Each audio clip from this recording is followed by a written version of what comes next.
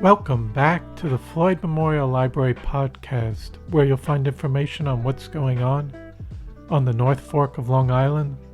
We'll be focusing on issues and opportunities going on in the community, as well as people and stories from the present and the past. I'm your host, Christopher Bianchi, and for episode 39, our guest today is Rich Caggiano. And we talked to him about his time growing up in Brooklyn and Queens and his interest early on in education and teaching, as well as his time moving out to California in San Francisco and working for Dianne Feinstein, former mayor of San Francisco and United States Senator from California. And we also talk about his time coming back to New York and making his way out onto the North Fork and working for the Greenport, Southold Chamber of Commerce, as well as being the Greenport Village Administrator, working on the Southold Town Planning Board and the Southold School Board. And lastly, we talk about his thoughts on the issues that are facing the North Fork. So I hope you enjoy episode 39 with Rich Caggiano. This episode was recorded March 25th, 2024.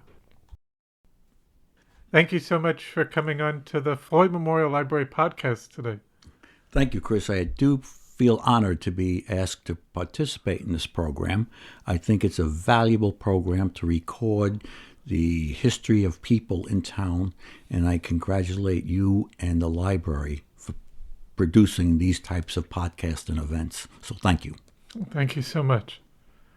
So I'd like to just start off with a little introduction. If you could tell us where you were born and raised. Sure.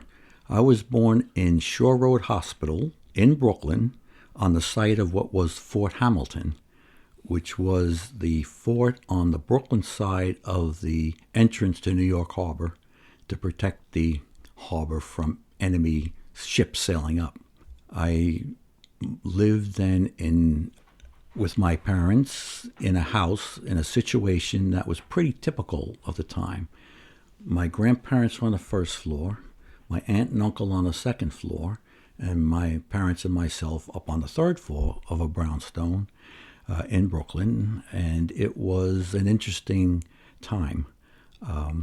When I became school age, my parents had another child, a little girl, and it was too small to stay there. So we moved to Flushing, Queens, bought a house there, and started schooling in Flushing. My grandparents on my father's side came from Italy. My grandfather and mother were born in a little town outside of Naples. They came in 1909 or so, on the boat, as they used to say, wound up in the Lower East Side, Manhattan, and lived in this, what they called a cold water flat. No warm water. You want warm water, you warmed up a bucket of water on a cold stove, and that's how you took your baths and whatnot. Mm-hmm. They eventually moved to Brooklyn, what is then called South Brooklyn, and that's where my dad had grown up. My mom's side were all Polish. Her parents were born here, and they lived in Bay Ridge. So when I was born, we lived with her parents in Bay Ridge in this 3-story building. And for your dad's side, your grandparents came over from Italy? Yes. But you got to meet them because you lived on the third floor. Well, that was my mother's grandparents. That was your mother. That was on the Polish side. Yeah, the Polish side, yeah. That was their dwelling. We lived there. I got to know both sets of grandparents, although My grandfather on my mom's side passed away relatively early. He had diabetes and all sorts of complications and whatnot. And my grandmother moved from that 3-story house into an apartment where she just lived by herself in the same general area. My grandparents on my father's side they moved out of the downtown Little Italy up to Brooklyn, which was then called South Brooklyn, in a row house. Mm-hmm. And it was now more, they dropped South Brooklyn. They call it now Sunset Park area. And that's where my dad basically grew up. That's where he met my mom, because my mom was living in an apartment with my grandmother across the street. And they went to school together, and one thing led to another, and they wound up getting married. So, but living in Queens, every Sunday, without fail, loaded up the car, drove into Brooklyn to Mama and Papa's house to engage with the rest of the family, which was a very interesting afternoon Sundays. Cousins, aunts, uncles, in this relatively small house, and the women were in the kitchen cooking up meals, and the men were outside chit-chatting, talking about the latest sports and this and that and whatever. And then time came for dinner, and my uncle had bought a folding table that he brought up from the basement, cleared all the furniture out of the living room, set up the folding table in the middle of the living room, and that's where we had our dinner. And it was very interesting. And we continued that for years. Every Sunday. Every Sunday, without fail. And we left just before the Ed Sullivan Show came on. Because everybody had to watch Ed Sullivan. Yeah. So, we did that for many years. Then my grandfather had passed. My grandmother still lived there, and we still went every Sunday. But then she had passed. And unfortunately, that whole tradition kind of disappeared because, my dad was in Queens and a brother went up here, and who went to Staten Island, who went to Jersey, who went upstate, and it was... That was it, kind of. That was kind of the end of that whole thing. The only time we saw family was at the traditional, the weddings and the funerals. And that's when we, saw family again. And what did your dad's father do for a living? My dad's father started as a laborer on a construction crew. And then he hurt his back, couldn't do construction type work, and got a job in a bank building in Manhattan where he ran the elevator when they used to have men actually run the elevator. They pushed the buttons and they opened the doors and they closed the doors. And he did that for the rest of his term, his life. Yeah. And was your dad's mom more of a home wife? Oh, absolutely. She was a home. She took care of the house, the kids and everything else. Yeah, definitely a home person, which was traditional back in those days. Yeah. And what about on your mom's parents? What did they do? My grandfather on my mom's side, through a series of things, kind of semi-retired and worked in Coney Island in Steeplechase, which was a separate part of Coney Island. You had to buy tickets to get into it and all. And, he took tickets and people go on the rides and everything. And the interesting thing that I found was that you had to buy a ticket, which was on a round circular piece of hard paper. And every time you went onto a ride, the ticket taker would punch your ticket depending upon the ride. Some rides with 2 punches, some rides with 3 punches, some rides with 1 punch. At the end of the day, my grandfather would walk around the grounds and pick up all the tickets that people had left because they were going home, and there were still holes to be punched. Yeah. So every time that we came, took the train right into Coney Island, and he would give us these, so we went on rides for basically nothing. Wow. And that was the fun of it then. just going to Coney Island was interesting. I mean, the beach, the boardwalk, all of the shops, and Yeah. the shows and whatnot. It was very interesting. And let's go to your parents. So your dad grew up in Brooklyn. Yes, And where did your mom grow up? in Brooklyn. In Brooklyn Yeah. too. And how did they meet? Did you say how they met? They were neighbors. Oh. My dad lived in the row house on one side of the street. Across the street, there was a maybe 3-story apartment building where my grandmother and my mother and her brother lived. So they met that way. And then in school, they went to the same school. And how is that? Was there? Because I know it's still, they're both Catholic, Yes. but was there anything that your parents would talk about in terms of, was that okay to, I know there was like the Italian and Irish, and was it kind of a similar thing? It's like, okay, you can kind of marry. Over all the years, I don't ever remember there being any discussion about Some you're of the, Italian, she's Polish. That don't, no. There was Nothing never any like discussion about that I can recall. Oh, okay. Yeah. But they did get married in St. Rocco's Church. St. Rocco's. St. Rocco's Church Oh, where is that? in Brooklyn, right next, 2 blocks away from where both grandparents lived on. It was an Italian neighborhood, basically. Yeah. And of course, you're going to have a church, it's going to be St. Rocco's Church. It's not Yes. going to be St. Patrick's. No. Right? And then, so what did your dad do for work? My dad was a teacher in the New York City Board of Ed, and he taught in the Williamsburg Greenport area, which at the time was not a good neighborhood. And that's where he taught. And so he commuted from Flushing, where we lived, Queens, into Brooklyn every day. Around what year was that? Kind of. Okay, let's see. That's early mid-50s through, he left Brooklyn and got a job in Queens probably in the mid-late 60s. He also, he was a regular classroom teacher, but he also, the New York City Board of Ed had programs after school, programs in the afternoon, called afternoon centers, for elementary kids. And it was basically 3 to 5, and it was arts and crafts and games and playing and whatnot. And in the evening, it was an evening center, and it was for mostly high school aged kids, where they opened up the gym. You could play basketball. They had a weight room, they had a game room, pool tables, table tennis, and that sort of thing. And he worked in those as well. And ironically, the hourly rate that he got paid doing that as a part-timer was more than he was making as a full-time teacher.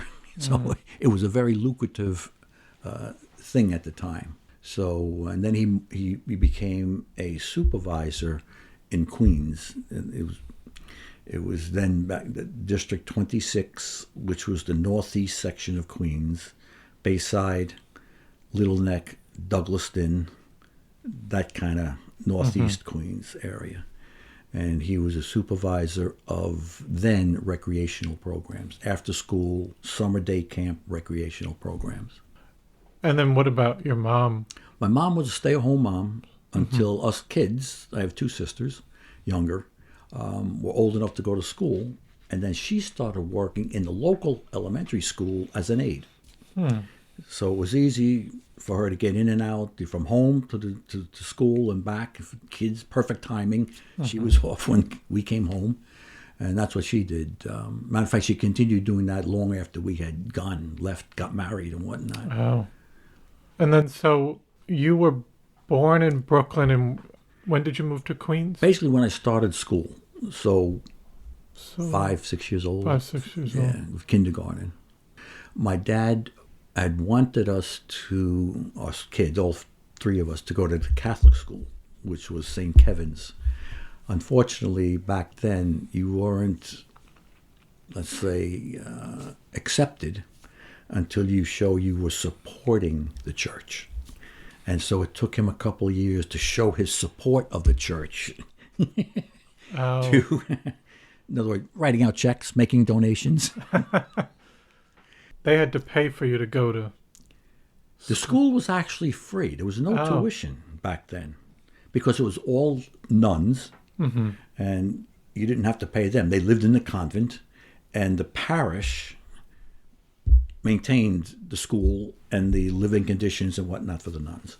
So there was no tuition. That's why they expected that you show contributions to this parish in support of the church, the school, and everything else. Yeah. How long did you go to school there for? Well, I started in 3rd grade, and I went to 8th grade. And my sister started right from 1st grade, because we had been there long enough, and by the time they were eligible, they started right there. So they didn't go to the public school at all. And you were young when you switched to Catholic school, but did you notice any differences at that time, switched in 3rd grade? Other than, having nuns around with the habits and all of that stuff. Were the demographics somewhat, were they more, was it more Italian and Polish? And... No, it was a mixture of people. Where we lived in Flushing, there was Irish, our block, Irish, Catholic, Jewish. I mean, it was a whole mishmash of backgrounds. And my guess is that the same way we came from Brooklyn, other people came from other parts of the city. This was like their first home, and getting roots and starting their own families and whatnot. And so it was a pretty big mixture of various backgrounds and religions and whatever else. Yeah. And what did you do for fun as a kid in the neighborhood? Well, we were in fortunate in one sense. We lived in a community that was developed in between St. Mary's Cemetery on one side. 3 or 4 blocks down was the Flushing Golf Course. And then 3 or 4 blocks to the north was Casino Park. So in the summertime, the park was a bike ride, 3 or 4 blocks bike ride to the park. They had a lake. You could fish in the lake, rowboat in the lake. They had, typical stuff you could find in a park. In the wintertime, we snuck through the gate in the golf course and went sledding down the hills and all. So that was interesting. And the Catholic school had the CYO organization, Catholic Youth Organization, which had sports teams. So we played baseball and whatnot. I was also, they had a swimming team. So I was on the swimming team. And of course, there was no pools in the area. So they rented public high school pools. Bayside High School had one. Franklin Lane had one in the border between Brooklyn and Queens. Jamaica High School had one. And so for practices and for meets, we'd go to these different high schools to practice in their pools. Yeah. And then you mentioned the tradition on Sunday that you would go to your grandma's house. Yep. Were there any other traditions that you can remember? What would you kind of eat? Like, would your mom, because your mom was of Polish descent, would she make more Polish dishes, or would your dad say? Oh, no. He would say she was more. Fully into Italian. Oh, okay. Well, my aunts, my grandmother, and everything, she would come and she would help cook. So she knew how to do all these cooks, various types of dinners and whatnot, and what seasonings and what this and how you mix the chopped meat and how you do that. She knew all of that stuff. Yeah. And tell you the truth, Polish food isn't something people get excited about. So it's different, but I mean, people might gravitate towards Italian. Yeah. It was one thing that my dad enjoyed, and then my mom as well, was going to the beach. I remember my dad telling me stories when he was a teenager and older, and he met my mom, and they were dating. Them and a bunch of their friends would jump on a train, go to Coney Island to go to the beach, go swimming, play in the sand, and do whatever you do. And he said the thing that they used to do when it got real hot out, they would crawl under the boardwalk. Carole King's Under the Boardwalk. Yeah. Literally, they put their blankets, because the boardwalk was maybe, 2-3 feet off the sand. Yeah. So you crawl under there, you put your blanket, you had shade. You didn't have to worry about it. Then they found out that if they crawled under the boardwalk, they would find all sorts of coins and money and things. So they made a couple of bucks, picking up people who dropped their coins because they were buying an ice cream cone and the coins fell through the cracks on the boardwalk and it went down. And so that was something that my dad was always and instilled in us. Go to the beach, swimming, and whatnot. That's why I got into swimming, because we're going to the beach and things, and it was nice. And then you would celebrate Christmas and Easter, and how were those holidays? It was double duty. We'd go to my grandparents on my mom's side. It was basically our family, and sometimes my uncle's family, my mom's brother's family. And it was pretty straightforward. There was nothing, no elaborate. Just to go, hi, or you, have a couple of things to eat. And then we went to Mama's house in the Italian side. Yeah. And it was a big, aunts, uncles, cousins, food, more food, Everything. gifts and everything and whatnot. I remember my aunt coming in one day. We're all sitting in the living room, mishmash, people all over the place. She comes in with a bag of gifts, mostly small little gifts. Hey, here's yours. Here, and she's literally throwing the gifts at people because there were so many people around she couldn't get around. Yeah. And that was sort of the fun of going there. So that was pretty much. We spent probably more time at my father's side of the family than my mom's side of the family, because she had a very small family. It was her brother, and then there really weren't a whole lot of aunts and uncles and cousins, because apparently when my grandparents on my mom's side were born here in the U.S., their parents, when they came from Poland, settled in the Pennsylvania area. Oh. So my grandparents on my mom's side came into New York, and a lot of the relatives weren't around. So it was a much smaller type of situation in terms of numbers of people. So you said from 8th grade you switched to public school? No, I switched after 2nd grade into public school. From public school into St. Kevin's Catholic Grammar School, Yeah. 8th grade. Then in 8th grade, I went to a Catholic high school, Oh. boys' Catholic high school. By that time, as a matter of fact, that summer, when I graduated 8th grade from St. Kevin's, that summer, we moved from Flushing to Bayside, Queens, into a bigger house. It was actually part of the Bayside golf course. They sold off the back 40, and they put in a development of maybe 30 houses, and that's where we were. What was the name of the school? The name was Holy Cross High School, and it was about a half a mile down the road from where we lived. At the same time, because this was a new neighborhood, a lot of people from other places came, and there were 3 other guys who were my age who I became friends with. 2 of them also went to Holy Cross. The 3rd guy went to the local Bayside High School. And we would walk every morning down to the high school, half a mile away. And I remember, it was back, now we're talking mid-60s. And it was back when a lot of things were going on in the country in terms of change. You had folk music, the beginning of hippies, the whole English invasion of rock music. You had the Vietnam War, which was an overriding factor on everything, and guys with long hair. So the first day of school wasn't classes. It was just go in, get your schedules, get your books and stuff, and go home. And we're walking, the 3 of us walking down to go to school, and to stop the big street. The school was on a big street, Francis Lewis Boulevard. And it was like 2 lanes on each side. So we stopped and waited for the light to go across. And we see the kids coming from the school towards us. And where are you guys going? We got to get a haircut. Because there was a barber shop where we were standing, and some other little shops.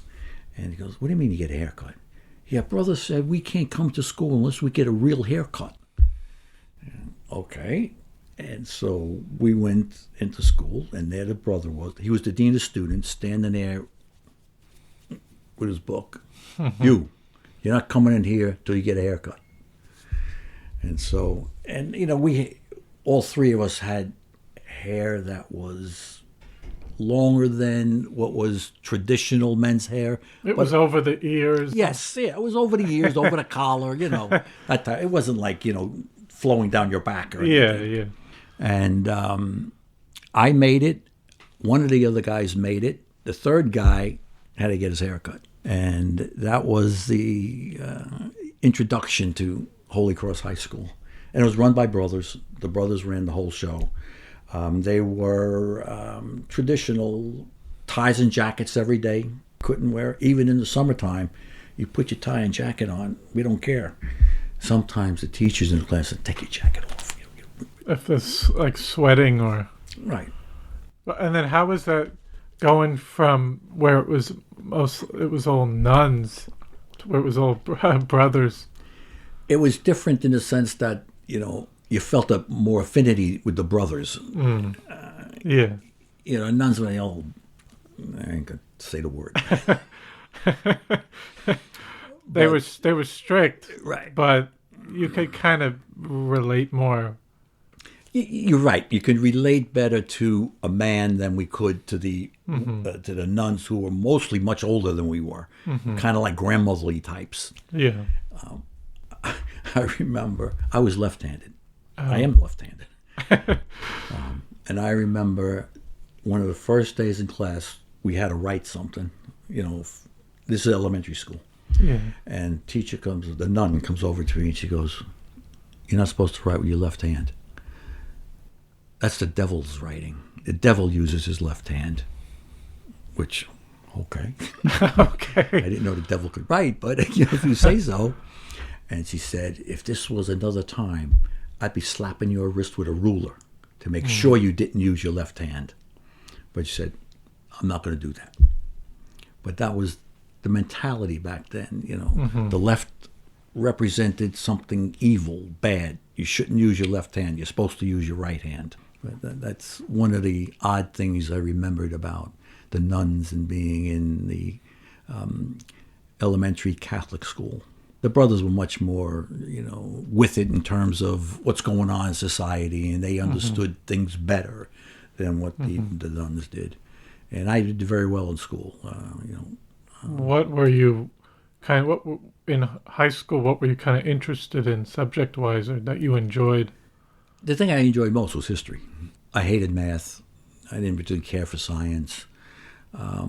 English was okay. We had interesting readings that we had to do. But even like sports-wise, I was still swimming, so I was on the swim team. And I thought I was good until we got into competition, saw some of the other schools. And I said, well, maybe I'm not that good.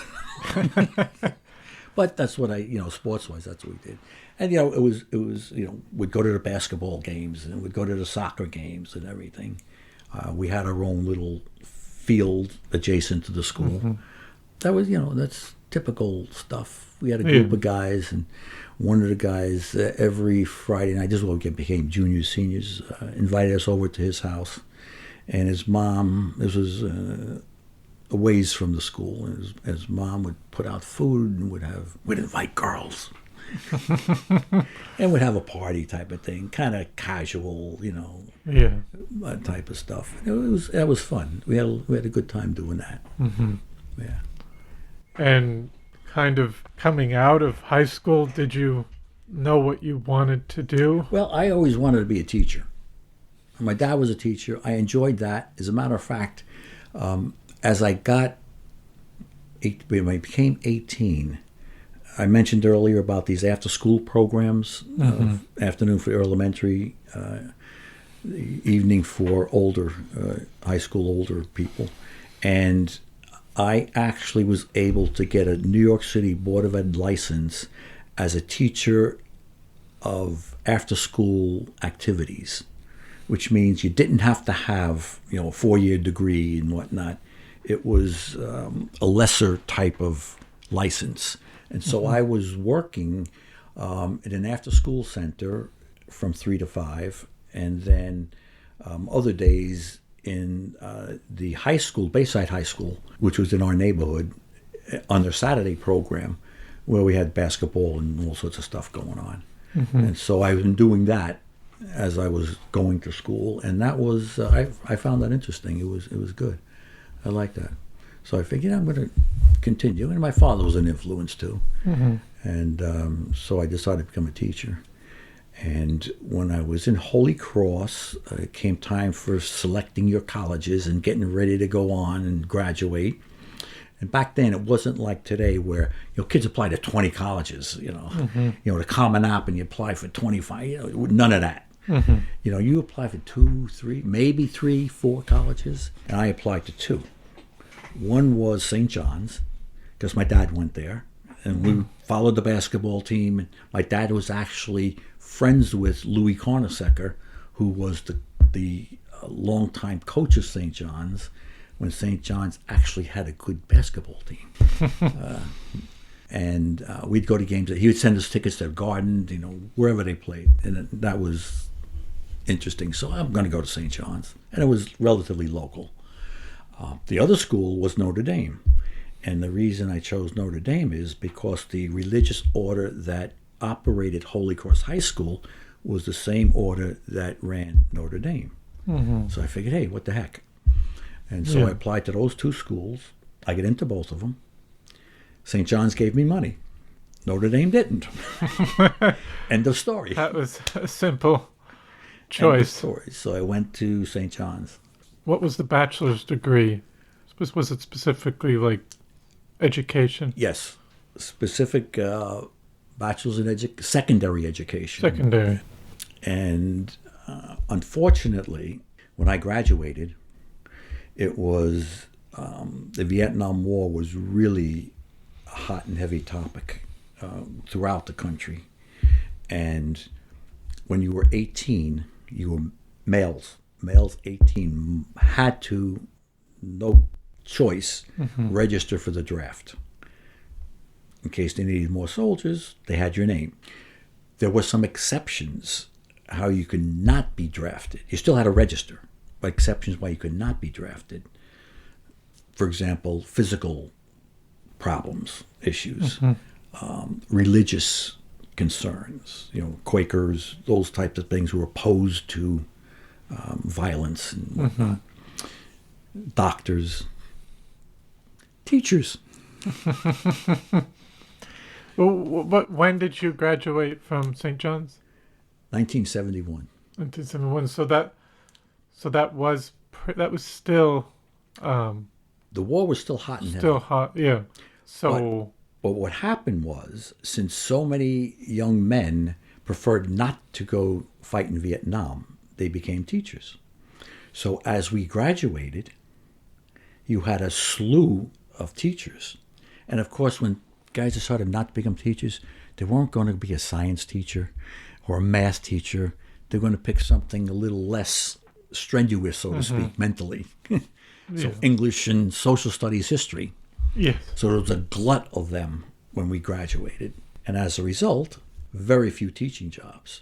In the meantime, New York City had become deeply troubled financially. And there was, at the time, Mayor A. Beam was the mayor. There was a time when he was begging the feds to give us more money for a variety of things, including education. And the feds didn't. As a matter of fact, there was this infamous headline in the New York Post, the tabloid newspaper, big bold print on top of the thing. Ford says, go to hell. Literally, to New York City. He ain't giving you anything. Go to hell. And that became like, wow, that's the president saying this.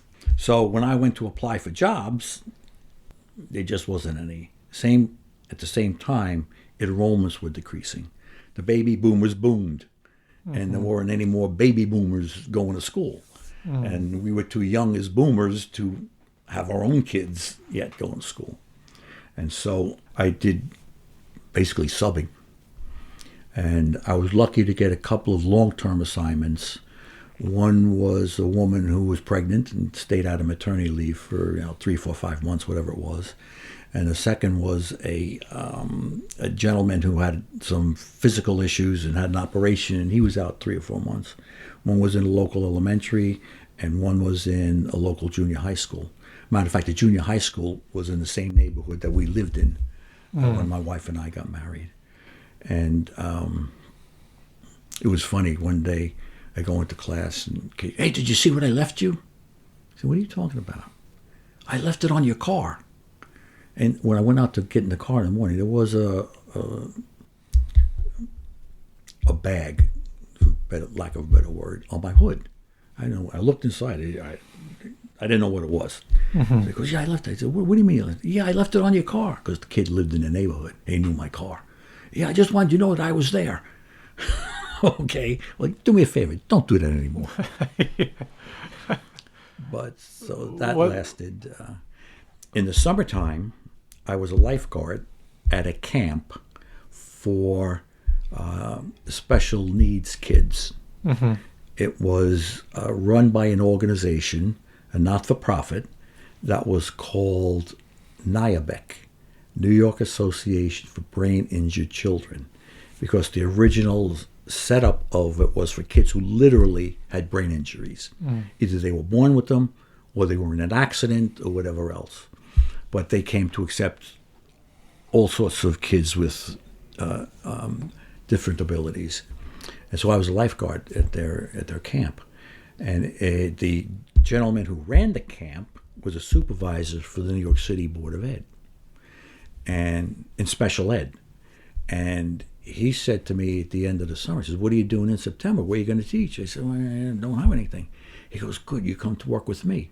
I said, yeah, but I don't know anything about special ed. I don't have any background in it. He said, listen, I see you, the way you deal with these kids, you'll be fine. Mm-hmm. We're starting an adult program. Well, adult meaning, high school aged and above. And you'll be fine. Because at that time, the feds did pass what they call the IDEA, Individual with Disabilities Education Act. Tons of money got poured into the city for those needs. Yes. And so the city expanded those programs. So I worked with two other guys. There were three of us in Flushing High School. We had probably, I want to say, 35 to 40 kids in the program. And I remember the first day of classes, one of the assistant principals in the school called us into a meeting and introduced himself and whatnot. And he walks out come out in the hall, I want to show you. Mm-hmm. And he goes, that hall, the end of that hall, 2 classrooms, that's where you guys are going to be. Okay. See you in June. Okay, thanks. It's like, don't bother me. And actually, we were happy because we didn't have to deal with them. Mm-hmm. And we were good. I mean, not to brag. We got along with the kids. The kids didn't get in trouble. They weren't around screwing around. They weren't around cutting classes or whatnot. Mm-hmm. And we did pretty well. So we never had Mr. Shelley Ween come down and give us any grief because kids were doing crazy things. And it was fun. We had a good time. And we did 2 years. And then that third year, again, there was a situation where declining enrollments, money running out, laid off teachers, and I was one of them. Okay, so I'm laid off. My wife, in the meantime, when she graduated, she worked in the city for Avon Products, the big cosmetic firm, at the corporate headquarters, 9 West 57th. And it was perfect because when I got out of Flushing High School, right down the block was the IRT number 7 railroad that went straight into the city. So on Friday afternoons, I walked down to the railroad, got on the train, went into the city, met my wife. We'd go to dinner, we'd go to theater, we'd go to plays, concerts, whatever. Really enjoyed it. And at that time, we'd come home at 2 o'clock in the morning riding the subways. Didn't think twice about it. Didn't think twice about it. And that was in the 70s. Yeah. And then when I got laid off, it was like, okay, now what? Do we go through another one of these periods where, you sub here, sub there, maybe not, whatever. And so we both decided that if we're ever going to do this, we need to do it now. We jumped in a car, headed west. You weren't sure what you were. You were just heading west for some like a opportunity. Yeah. Kind of like old school. Like, let's head west, see what opportunities out west. Exactly right. So it wasn't like you had any specific job. No. My wife, who had worked at Avon, we became friendly with a couple that both husband and wife worked at Avon. And they lived in Jersey. And we'd go out with them, go to a play, go to theater, go to dinner, whatever else. He got transferred with Avon to Pasadena, where they had a distribution center. And so they moved to Pasadena. We were eventually going to wind up there to visit with them, but that was the end goal. In the meantime, we just cruised what was then called the Northern Route, wound up, through the Dakotas, Montana, Idaho, all of the, stopped, got in a car, rode, drive until we felt like we were tired, stopped, got a motel, went on. Mm-hmm. And one of the things that really kind of sparked like, whoa, an interest, we would get up early, drive for a couple hours, and then stop and get some breakfast, something to eat. And, we're driving through, this was in Kansas, and we're driving, Kansas, Nebraska. We're driving through, it's like as far as your eye can see in any direction. Just flat. Cornfields, forever. 2 lanes, a road.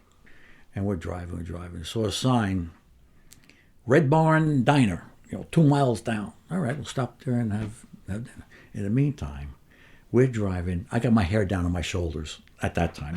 My beard was twice yours. Yeah. Really looking the hippie types. My wife was similar with the real long hair and whatnot. The women's style of the day. And we pull into this diner. Sure, it was a Red Barn.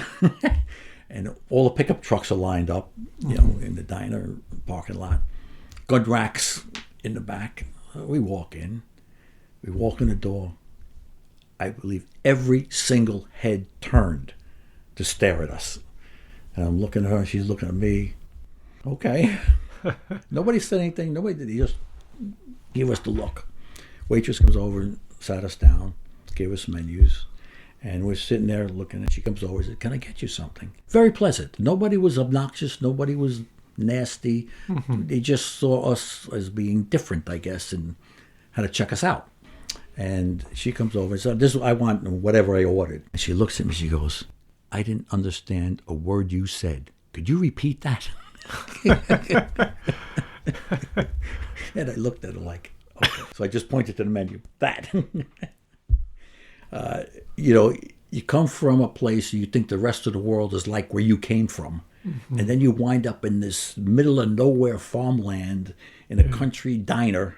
Yeah. And at the time, back during the earlier 60s, there was the bouffant hairs with women had hair on top of their head, short mini skirts, boots up to their knees, the go-go type of thing. Yeah. Now we're in the 70s. And she was still dressed like the 60s. So They hadn't quite caught up to the fashions of the time. But it was fine. It was fine. Yeah. And we drove and stayed and did everything else. Wound up finally down in the outskirts of Pasadena, because our friends couldn't afford Pasadena. It was very expensive. A lot of wealthy area around Pasadena. So they bought a home which was on the L.A. San Bernardino County line, backed up to 10,000 square foot mountains, in a development that there was nothing there, nothing, scrub brush and weeds and whatever. And somebody built 40 houses in this, and they were in one of the houses. And so we visited them there, and I remember waking up one morning, and this was we went there for after Christmas, kind of went there, and I'm standing out on the front porch in the morning, and this yellow stuff floating in the air. So Tom comes out. I said, "Tom, what is that?" "Oh, that's smog." And he says, this is good. You ought to see it in the summertime. You can't even see across the street. And I said, okay, this is not a place we're going to live. Because, I mean, would you see that in New York? No, New York City, not like that. No, nothing like that. Nothing like that. This is like fog is here, Yeah. but yellow, and it stunk. There was an odor to it. We used to play racquetball at the time, and would go to the racquetball club, and physically I can feel myself because the air was not clear, not clean. Yeah. And Tom says, yeah, you get used to it. You know what? I don't want to get used to it. So we drove up the valley, through the Central Valley, which is all farmland, corporate farmland. As far as your eye can see, farms and whatnot, and cattle farms. And the lingering smell of the cattle was Strong. Yes. I wound up in San Francisco. Was that more affordable at that time? Absolutely. Yeah. We got a very nice apartment in what was called the Marina District, which was right off the bay, and it was actually landfilled for the 1915 Panama Exposition, which was a World's Fair type of event where they filled to put these various types of buildings and various, the Palace of Fine Arts, which is still existence today, was one of them, still there, and where they exhibited things and all, futuristic stuff and whatnot. And so we lived there. They only allowed 3 stories, so the tallest building was 3 stories. And our apartment faced the bay. So we could look out our living room window, and we could see the top of the Golden Gate. You could see across the bay. And at night you could hear the foghorns blowing, which at first was annoying. But then it became kind of almost relaxing that the foghorn, the world is good. I could hear the foghorns. Yeah. And adjacent, there was a fort on the San Francisco side of the gate into the harbor in the San Francisco Bay, underneath the Golden Gate Bridge. And there was one on the other side as well, again, to protect from invasion. And the fort had been abandoned. But they kept the main fort, and they would have exhibits there and stuff and whatnot. So we'd walk down there. There was trails and whatnot. It was really, really very nice. And we enjoyed it. It was truly something that we had never experienced. Being on Long Island where everything is flat as a board, and hills and valleys and mountains and streams. And it was just really very nice, very pleasant. So, okay, what am I going to do? My wife had taken a job with her ex-friend, lawyer from Avon at Levi Strauss. Levi Strauss had just built a brand new campus-style headquarters, which is common today, but back then this was unheard of, adjacent to the financial district. And, you had a building here and a building here and a building here. They had a health club that, as a employee, you could use the health club, a little restaurant type of thing going on. And she worked there. And I went out looking for a teaching job. And not any luck. It was the same deal. Lack of enrollment, lack of money, whatnot. So I figured, I got an idea. I'm going to go to a business type of, in their training department. I could train people. And so I went on a couple of interviews, and they, found that you're a teacher. What do you know about business? Didn't work out. So I said, all right, that's what you want? You want me to be business? I enrolled in Golden Gate University in an MBA program.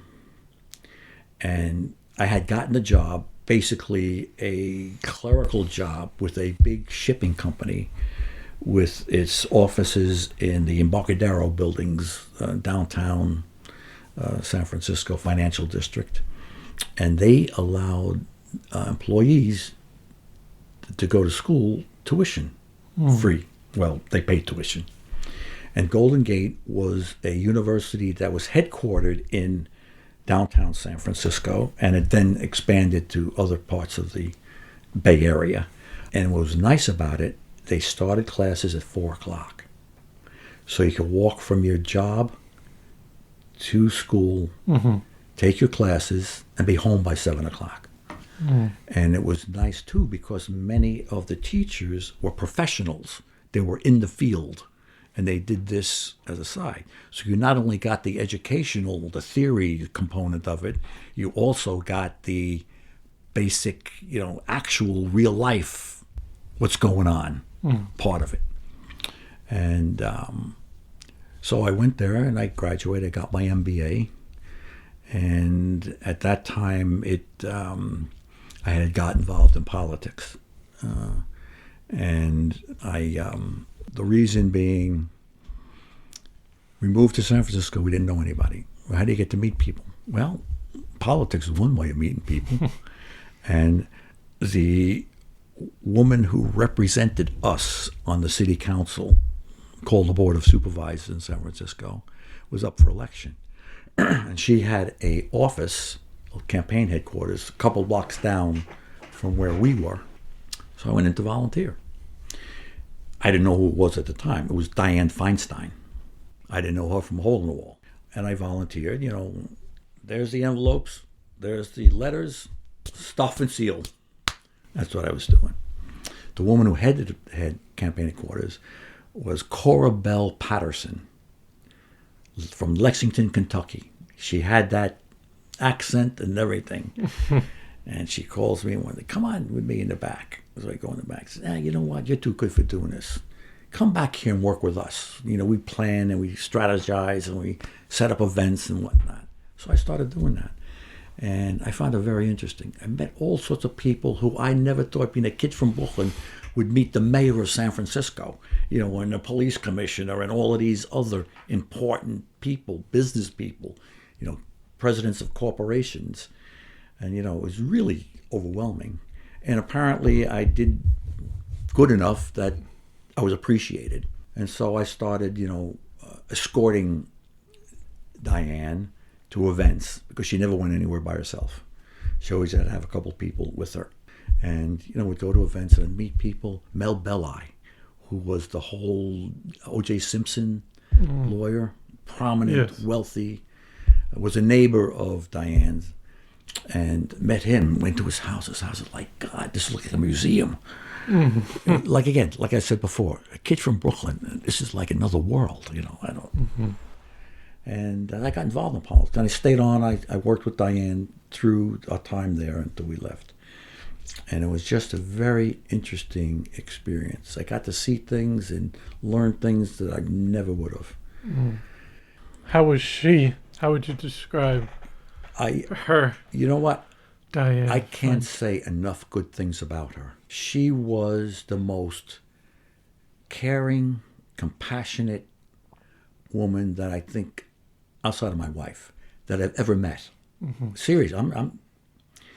And I've always thought it as odd. She was privileged.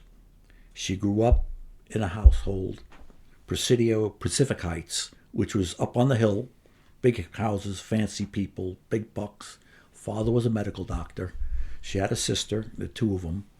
And I remember her telling me when she graduated from the local school to go to high school, her father said, you're not going to the local high school. I want you to get a good education. He sent her to a girls' Catholic high school. She, being Jewish, thought that was rather odd, but that's what he did. I want the best for my daughter. You're going to the Catholic high school. And then she went on to Stanford. And, she was always in the circle of wealthy people, donors. But she had this sense of, you got to look out for people. You got to take care of people. You have to be able to help people help themselves. And one instance I could tell you about that I personally was kind of involved, she had two friends who were gay. They wanted to do a commitment ceremony. Two women wanted to do a commitment ceremony because back then gay marriage was no good, no how, no way. Yeah. But you were allowed to do a commitment thing, at least in San Francisco, for like legal purposes, whatnot. And so they went looking for a place to have this reception. And they said all the places we went to didn't want to have it because it was, I guess, too much of a stigma. So they told Dianne, they says, don't worry, you're going to have your ceremony in my backyard in Pacific Heights. Like whoa, Pacific Heights wasn't a good match between, Yeah. I had to party there. I remember another time we were coming back from lunch, going up to City Hall, walking along the sidewalk. An elderly gentleman was coming towards us. All of a sudden, he does a face plant, just like that, on the ground. Dianne sees him, runs over to him. And he was probably maybe 100 feet away, runs over to him, flips him over, gets on her hands and knees, and is given CPR. CPR. And I'm saying, here is the freaking mayor of San Francisco, Miss Prim and Proper, on her hands and knees giving CPR to a total stranger. Of course, she then called 911. 911. But still. Just the idea that that's what she did. Yeah. I remember the notorious incident when Harvey Milk was assassinated, and as well as the mayor, George Moscone. And I remember it being described, Dan White, who was the killer, actually was a fireman with the city, quit the fire department to be elected to the Board of Supervisors from his district, which was like the southeast part of San Francisco, kind of a lower middle class area. And he was very frustrated because the rest of the board was much more progressive, and he could never get anything that he wanted done. He resigned. And then his backers said, "You're crazy. Go back and tell him you want to rescind your resignation." So he went up, made an appointment to go see the mayor. And it was interesting too. In the mayor's office, you had your mayor's office where there were a couple of secretaries and whatnot. Then you had his own office, which was the big desk and the fancy bookshelves and everything. Then you had the real office, which was behind that, where the bar was. And that's where the real business got done. Oh. So he walks in and says to the mayor, "I'd like to, take my resignation back, and would you accept my, coming back on the board?" And he goes, "No, I won't." And next thing we knew, his secretary apparently didn't hear immediately what had happened, but he shot him, fell on the floor, and then shot him twice in the head. Ran out the back door, ran across City Hall. The executive was on one end, Ledge was on the other end. Ran across the hall to the legislative section of the hall. Went in to see Harvey. Harvey, secretary, called, "Hey, Dan's here to see you. Have him come in." So he walks into Harvey's office and says, "I'd like to rescind my resignation. I'd like you to support me." He says, "I'm not doing that." "No." "Why not?" I'm not. Boom. Shoots him on the ground, pops two more in his head. Walks out, escapes. Apparently he snuck into the basement, avoided all of the metal detectors in a basement window, set it up prior to him getting there, and snuck out the back. And then when the secretary went in, when he didn't hear anything going on in the mayor's office, he goes, "What the heck is going on?" And sees him laying on the floor. Then 911, the ambulance and everything. Then you find out that Harvey was shot at the other end of the building. And it was like, it was chaos, pure chaos. Now, Dianne, being the president of the Board of Supervisors, became the acting mayor. And she was absolutely terrific in the way she handled the whole situation. And it was one of those things where you just, like a kid from Brooklyn, how would I ever even dream of being in a situation where there's, two assassinations and whatnot?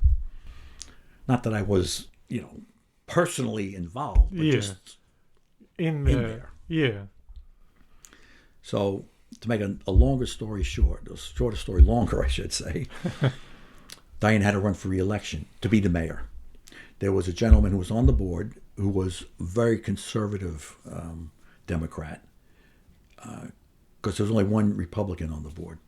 90% of at the time, 90% of the voters in San Francisco were Democrats. Mm-hmm. And any other town, half of them would have been Republicans. But that's besides the point. Quentin Kopp was he wanted to run as well. And they had, meetings and I remember escorting Dianne one day.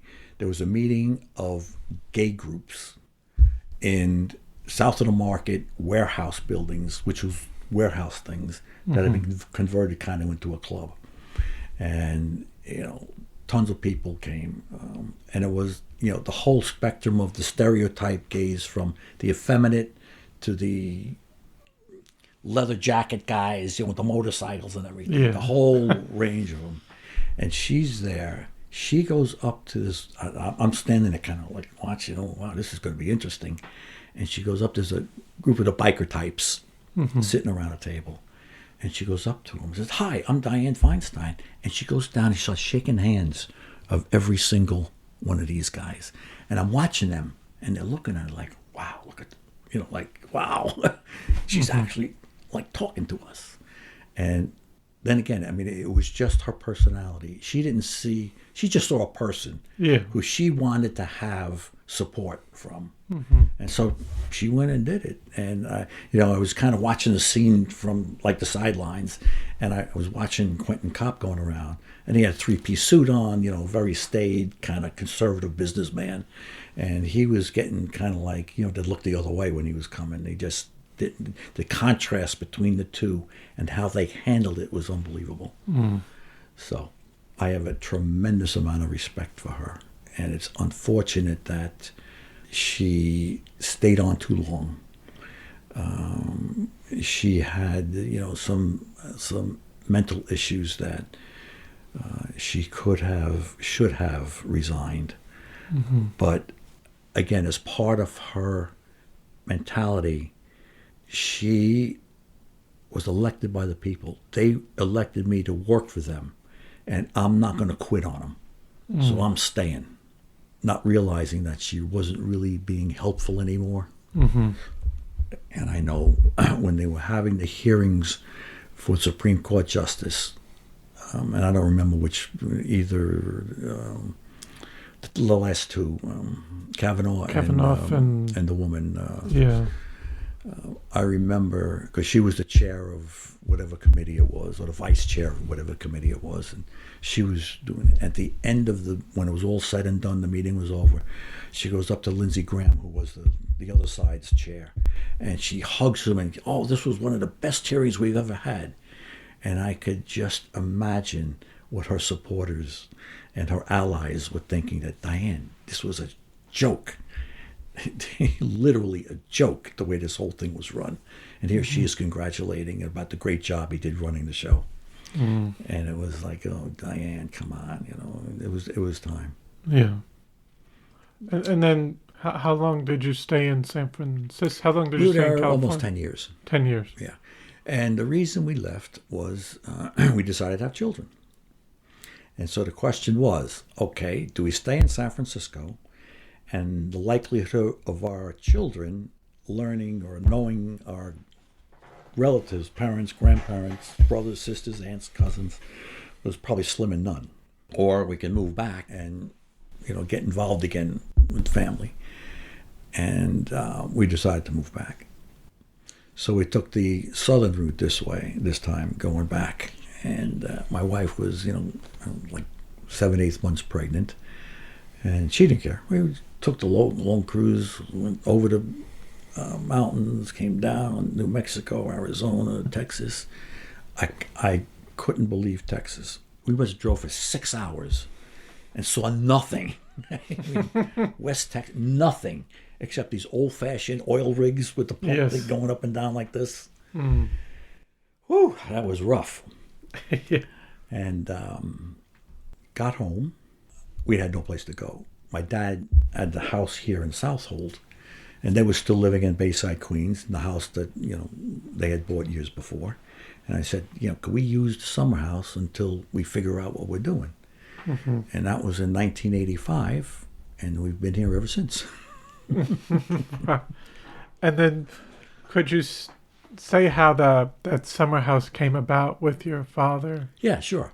My dad, like I said earlier, was a beachgoer. He loved beaches and stuff. And then he got into boating. And he had a boat, and he kept it. We were in Bayside, and half a mile down the road was Little Neck Bay, right off the Cross Island Parkway. Right across the way was Great Neck. And there was a city marina on the bay, right there, literally at the end of our block, which dead-ended at the Cross Island Parkway. But there was no slips. It was all moorings. So they had a launch. You had to get on a launch. The launch would take you out there. You unload your crap. You come back. You signal them. They come back to get you. You load all your crap on the launch. You know, all the way back to the... He got tired of doing that. So he moved the boat from there to the World's Fair Marina, Flushing Meadow Park. That's where the World's Fair was staged during the early 60s, mid-60s, Shea Stadium and whatnot. And he kept his boat there. But it was, you had to go into the East River, under the Whitestone, under the Throg's Neck, out almost to Manhasset before you found water that didn't have various sorts of debris and whatever else floating around in it. Yeah. And so, it was 25 minutes to get to the marina and then another hour or so to get out to where you want to go. So coincidentally, one of the guys he taught with also had a boat. And he lived further out. He lived like in Huntington area. And he said, I keep my boat in Aquabog. And my dad goes, huh? Where's Aquabog? Aquabog, what is that? And he goes, well, it's Riverhead. He says, you ought to take her right out there. Because you think about it. By the time you leave your house and get to your marina and drive your boat to where you want to go, you can drive from your house to Aquabog in the same amount of time. And then get on your boat and be in water where you can jump in and go swimming. Or fish and get a real fish that's not contaminated. So we drove out there.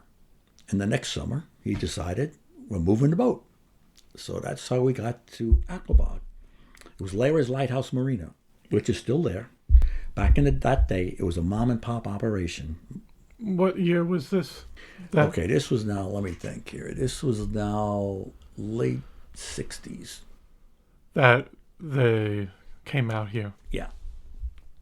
And so we'd come out, use the boat, and go back to Bayside. Then he said, you know what? We went out one morning and it was rainy. He said, you know what? Let's just ride around and see what's going on. And so riding around, and someone told him that you ought to go to Southold instead of Riverhead because it's less commercial, less this, that, and the other thing. Yeah. So he's riding out in Southold and found a piece of property. And he said, you know what? I'm going to call the realtor up and see what the deal is. And so it was John Nichols Sr. Had the listing. He said, okay, here's a piece. It was a half an acre. It was on Main Bayview, Hog's Neck. It was one house, one row set behind the houses on the creek, Corey Creek, which were bungalows, summer bungalows, that were rental units for the Victorian Motel, which was a mom and pop run, standard, typical, hotel. You got a room the size of this, And there was 6 or 8 units in the hotel, and they owned the cottages along the creek. But the cottages were rented by the same family summer after summer after summer. And there was one lot. My dad, like I said, my dad was on the other side of the road to those, not on the water. But there was one lot that was on the water. They said, that would be great. I'd keep my boat there. And I'd go to a marina. I don't have to do anything like that. Mm-hmm. And so he asked Mr. Nichols, what's the deal over there? He goes, well, that's more expensive. Well, okay, I figured that. He goes, well, how much? And he goes, well, your lot's $10,000. And right away, $10,000. Half an acre of land, $10,000, with a beautiful view of the creek. And that one was $15,000. And I remember my dad telling me, God, I can't find another $5,000. I just can't come up with. I'm stretching for the 10. I can't find another 5,000. And here, we're thinking, now you look back on it and said, well, geez, whoa. Considering, what values of property were then compared to what it is today.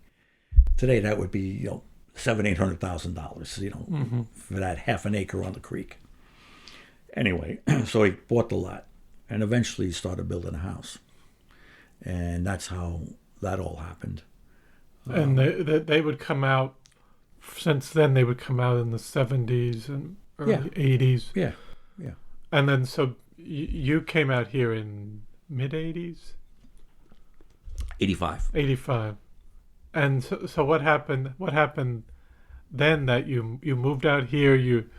Your wife was pregnant, or did she already have? She had the She had our son Nick. He was born, and then moved out here. Yep. What did you get involved in work-wise? Back then, I had been in the insurance business in San Francisco, and the two gentlemen who ran the agency were both from Long Island. Sid Saul and Paul Castagna. Good combination.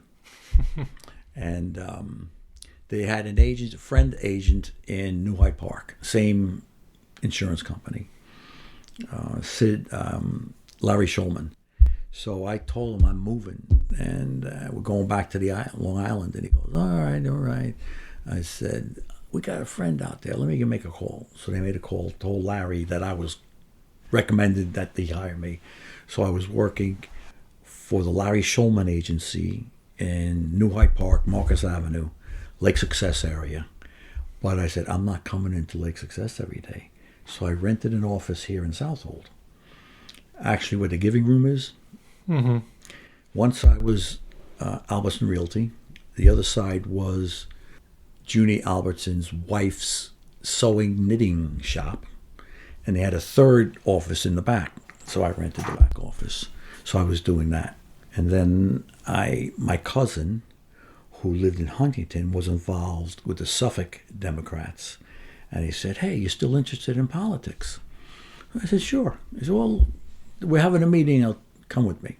So I go to the meeting, and he introduces me around to various people. Then the head of the party was a gentleman named Dominic Baronello. Typical of what you would expect a Dominic Baronello to look like. My cousin introduced me. We had some conversation. It was nice. So I get a call one day, and it's from Dominic's aide. Mm-hmm. Dominic would like to speak to you. Do you think you could come in, meet with him? Sure. So I go into Patchogue where the office was, and he was on the second floor. So I escorted up to the second floor. And he says, sit down, relax, take it easy. He goes, I hear some good things about you. You ever think of running for office? I said, not really. Well, why don't you think about it? Because I think you'd be a good candidate. And we need some people out on the East End. Because back then, the East End, most of Suffolk Capital was all solid Republican. Mm-hmm. So a couple of weeks later, I get a call from the Democratic chair in Riverhead, Bob Tomlinson. Hey, I'd like to meet you. Why don't you come over one day? So, sure. Met with him. And he goes, we're looking for a candidate to run for the 1st legislative district. The incumbent, Greg Blass, is a Republican, but the Republicans hate him because he's too liberal for them. Mm. And so we think we have a good shot at knocking him off. How would you like to do it? I said, what do I know about, being a candidate? So I said, you know what? What do I got to lose? So they set me up with a campaign manager, and he mapped out a strategy of walking. Election face-to-face is your best way of getting votes. Because when you speak to someone this way, you got their full attention, and when they see your name, oh yeah, he came to my door. I remember him. Mm-hmm. Good, bad, or indifferent, they remember you. So of course, Southold Town, the population is scattered. Not so much in Riverhead, but the district went all the way up to Route 112 in Brookhaven Town. So they mapped me out these walking tours, all in Brookhaven. All of these condo complexes, apartment complexes, neighborhoods where houses were lined up. And so I'd leave work at 4 o'clock, spend an hour, 45 minutes or so driving into Brookhaven, walking around, coming back home, dark. Did that for many days and many weeks until the election. And the election was held, and of course I got swamped, I got killed. But they called me into the office and they said, let me show you some of the statistics here. And the districts that I had actually walked through, I did infinitely better in the numbers of votes I got as opposed to districts where I didn't walk. So that kind of convinced me any other time I'd ever run for anything that I would put on the walking shoes and get out there and do that. Which, ironically, my wife, before she got to work at the library, did a at-home business type thing, selling beauty products, and she got that idea from Avon, but not Avon. It was a different operation, and she hooked up with the East End Women's Network, which were independent women business persons on the end of East End of Long Island. And one of the persons she met with was a woman named Barbara Blass, who just happened to be my opponent, Greg Blass's wife. They became friendly.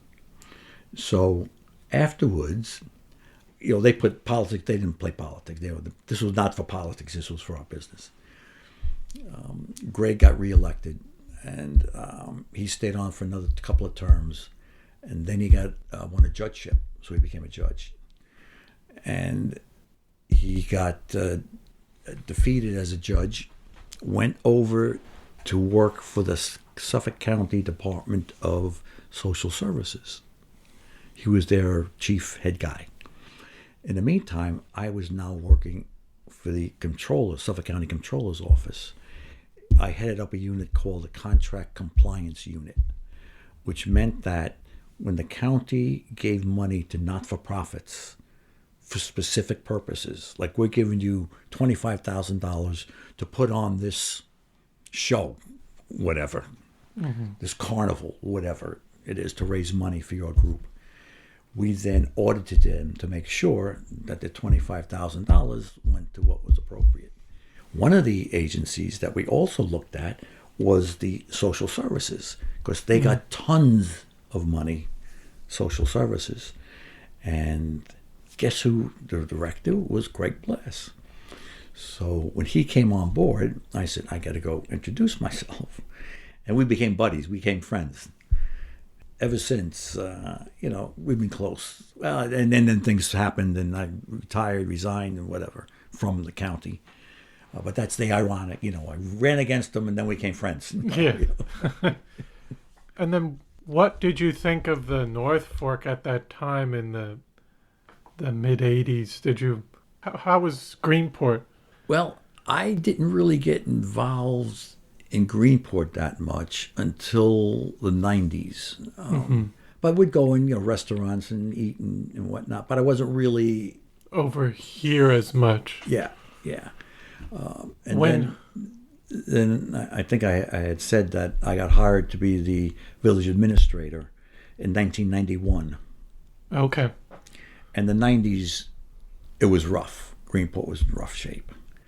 How did the opportunity come about for you to become village administrator? Very interestingly, I had, after I ran for legislator, the town Democrats, Southold Town Democrats, took notice that I might have been a viable candidate for a town office. And so I started going to their meetings and stuff, and I actually ran for the town board. When did I run? When was that? I don't know, 89, I don't know, somewhere around 89. And who was Bill Pell, who had Pell's Fish Market. That was his business. He was also an assemblyman up in Albany, and he was a town supervisor. He decided to retire and live in Greenport. And he saw that Greenport was not the Greenport he remembered, so he decided to run for mayor. against George Hubbard Sr., who had been there for 20 years or so. And I got to know Bill through my campaigns and whatnot. And so when he won election in a landslide, he just totally wiped out George. And he said, I'm looking for somebody. Why don't you think about coming? Mm-hmm. And it was a full-time job. It was decent salary. It was local. It was benefits, now that I had another kid. Those things become important. Mm-hmm. And so that's how I became the village administrator. And there was, first of all, it was a change in attitude. A change in the mental of what Greenport is and what's happening and what it could become. And like I had said earlier, more and more people from Manhattan and whatnot were moving out. Mm. Not necessarily full-time, but as part-time. And, they wanted to see some changes. They wanted to see some, things happening to stop the degradation of what was going on in Greenport. So we applied for all sorts of grants. The federal government had tons of grants because Greenport fit those categories of things that the feds gave money to. It was racially diverse. It was poor economics. It was a lot of unemployment, et cetera, et cetera, et cetera. Mm-hmm. It was a form of very busy, productive shipbuilding, fishing village and whatnot. And with changing times, that all disappeared, and now they need to start doing some more things. That was one thing. As a matter of fact, ironically, we applied for some grants from the state. And the state gave out grants based on need mostly for economic development types of things. And we applied for grants for fixing, for example, the East End Seaport. Mm-hmm. That was the baggage house to the railroad. The other building was the Railroad Museum. Then the baggage house was that totally fallen apart. Historic building. So we applied under historic to do renovations. And I remember speaking to the woman in charge of it up in Albany, saying that I can almost guarantee you're going to get this money. I said, well, how do you do that? She goes, because we give money based on regions. We have 8 or 10 regions in the state. Mm-hmm. And we allocate a certain amount of money for each region as we see fit. And he says, no one has ever applied for money from East End, Southold. Mm-hmm. So there's always leftover funds. So nothing before minimal stuff. Nobody ever really applied to make large impacts on things, from what I understood her telling me. And she goes, that's why I can almost guarantee if this is a legit project and we'll send somebody down and check it out, you're going to get the money. Mm-hmm. And we did. So that was one of the things. One of the projects. Yeah. Then we got money for sewer fixing. Fixing the sewer lines, because they were the original lines, lead pipes. Yeah. The sewer pump stations were falling apart. Sidewalks needed repair. Just general stuff like that. We also got money to do storefront revitalizations. So individual store owners could apply through the village to have their storefronts redone. Mm-hmm. That was one side of it. Another component was private investment. Claudio's was going downhill. The old man just let the place go to. His son, Bill, lived out west, retired, came back, and decided to rebuild the Claudio's restaurant name and whatnot. He spent a ton of money doing that. There was also Greenport Theater was literally falling apart. And a gentleman from up west who was an aficionado of Art Deco movie theaters, owned several of them that he restored, saw this and said, I'm buying it and fixing it.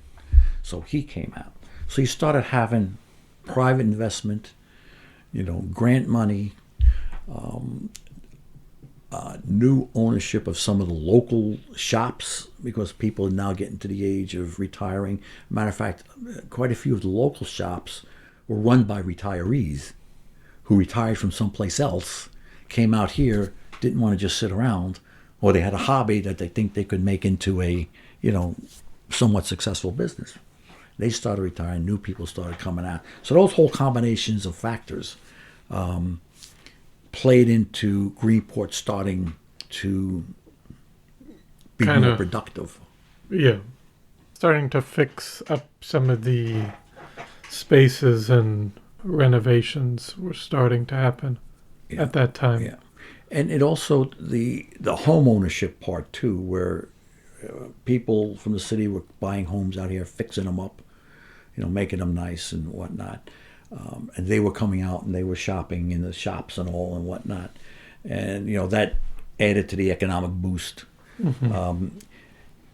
You also had, then there was the whole scandal with the police department. Bill Pell resigned. The deputy mayor, Steve Clark, took over as mayor. And why did Bill Pell resign? Bill resigned because of he knew he had to do something with the police department because there was things going on that should not have been going on. And he felt that he was too personally involved with some of the actual people in the department, childhood friends types of things. And he said, I can't bring myself to do this, but I know it has to be done. So I said, now what? I was kind of like, okay, Bill, thanks. You're leaving it. So Steve Clark became the acting mayor. He got the shipyard over here. Yes. And we got along okay. Then the next election, he had to run for re-election because he was only the acting. And Dave Capel threw his hat in the ring. And Dave is just a dynamic guy. He is a very creative, dynamic, action-seeking type of guy. And I give him credit for a lot of the resulting stuff after what happened. Mitchell Park, that was all Dave. He negotiated with the family that owned the property, the Mitchell family, actually, because Mitchell Park used to have Mitchell's Restaurant. Yes. Which was a bar, restaurant, owned by the family for decades. It burnt down and family disappeared, dispersed, and whatever else. But they still own the property. And he spoke with them, conversed with them, communicated with them about what he'd like to do. And he said, we can get grant money and blah, blah, blah, blah. And yeah, okay. And they finally agreed to sell it with the condition that you name it Mitchell Park. I said, no problem. So Mitchell Park became Mitchell Park. And I remember him telling me one day, well, we're going to contact Grumman to see if they'd be interested in giving us their carousel. Because Grumman had a family fairgrounds on their campus. And a couple times a year, they would invite their employees and their families to come for hot dogs, hamburgers. One of the things they had was the carousel. The other thing was a mini railroad type of, like they're doing now. That they have over here now. Yeah, up here. And so they've proposed to them, you donate that to us, and we will set it up prominently in the village.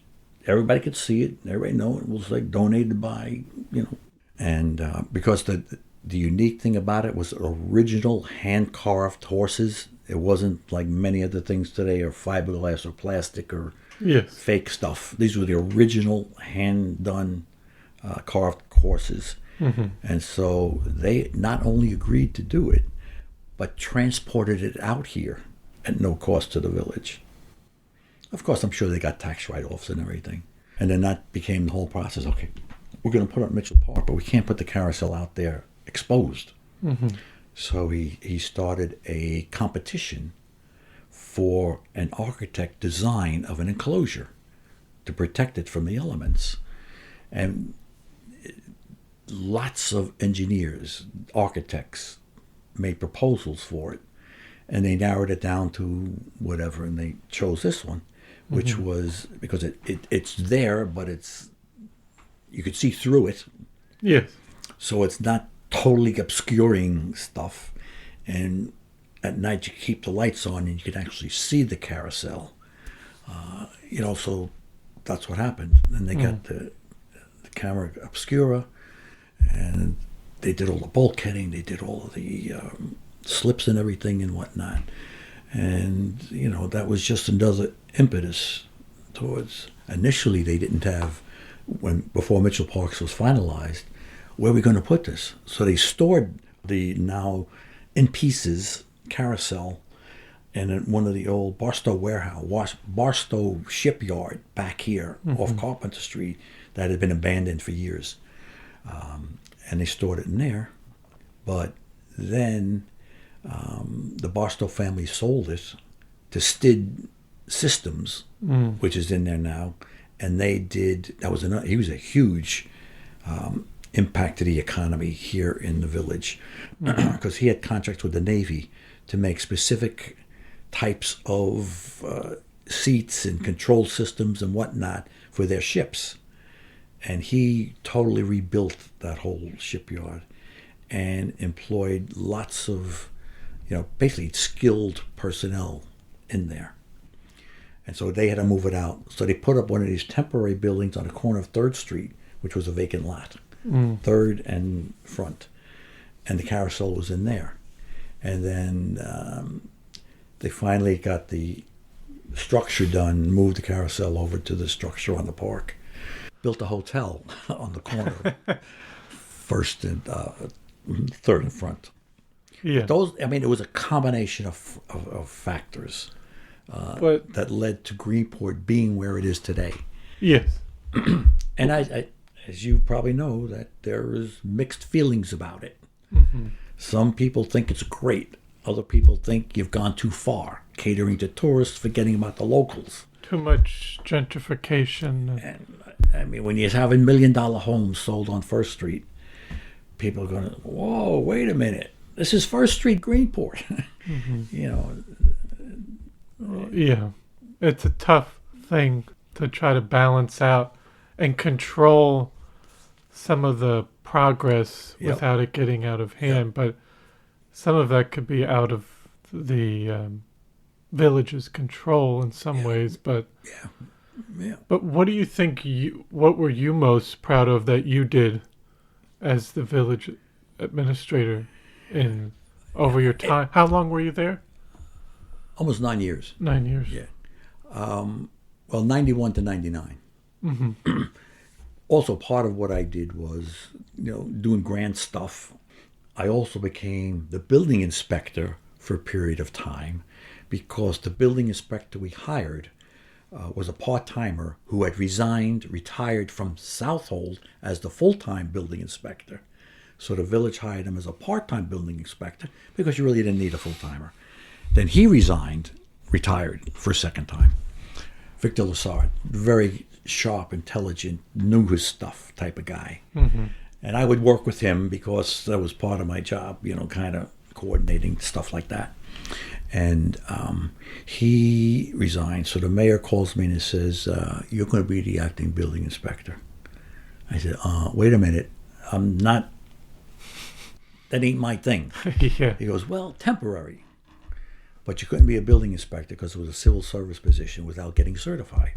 So I took all these classes and whatnot, and I actually got my certificate. You are an approved. The state doesn't call them building inspectors. They call them code enforcement officers. That's the state terminology. And so I had been doing building inspecting. I also had in charge of the community Greenport Housing Authority, which has its own housing authority. A group of individuals who control the types of subsidized housing, because the village was one of those places that had all the elements, checked the boxes that the feds gave money to. They gave money for rental assistance, commonly referred to as Section 8 programs. And so I was also the administrator of those programs. And the programs in Greenport that program far outnumbered the number of people in the town of Southold, because there was much greater need here in Southold and at Greenport for that type of service. And it was basically a rental subsidy. And so we had to certify people. We had to make sure that they were qualified, et cetera, et cetera, et cetera. Unfortunately, like anything else, there were some landlords who took advantage of it, and there was some issues that had to be resolved, but mainly it was, in my opinion, a successful program. And that's how I got involved with CAST, because CAST also had a program that they ran, similar housing needs. And so I was their liaison. So I had many different hats, so to speak, as the village administrator. And there were some rough times too. I remember some village board meetings at the firehouse that it was ugly and nasty. This type of butting heads between locals who see their town being gentrified or stolen from them, and the newcomers thinking that we're improving your place. What are you complaining about? We're upgrading, we're fixing, we're doing this. And then the animosity towards poor people who needed assistance, keeping the area in a, depressed type of thing. There was all these different things going on. There were some meetings there that they had to call the cops. It got ugly. I mean, ugly. Racist terms being thrown around, and it was ugly meetings. And those were some tough times to get through. And the police department was defunct? Basically voted to disband it. And what year was a that? referendum. It had to go on a referendum ballot. Do you want a police force funded by the village of Greenport? Yeah. And the overwhelming response was no. Because there were issues with the police department. And too many people thought that, it's not good. And what year was that? And there was only there was only 6 or 8 guys maybe on the force at the time. Yeah. Were people worried about Southold police being able to handle? There was that concern. Can Southold cops come in here and add to their burden, their job duty, to come into Greenport and do a good job? There was that concern. There's no doubt about it. Yeah. And it was a different environment as well.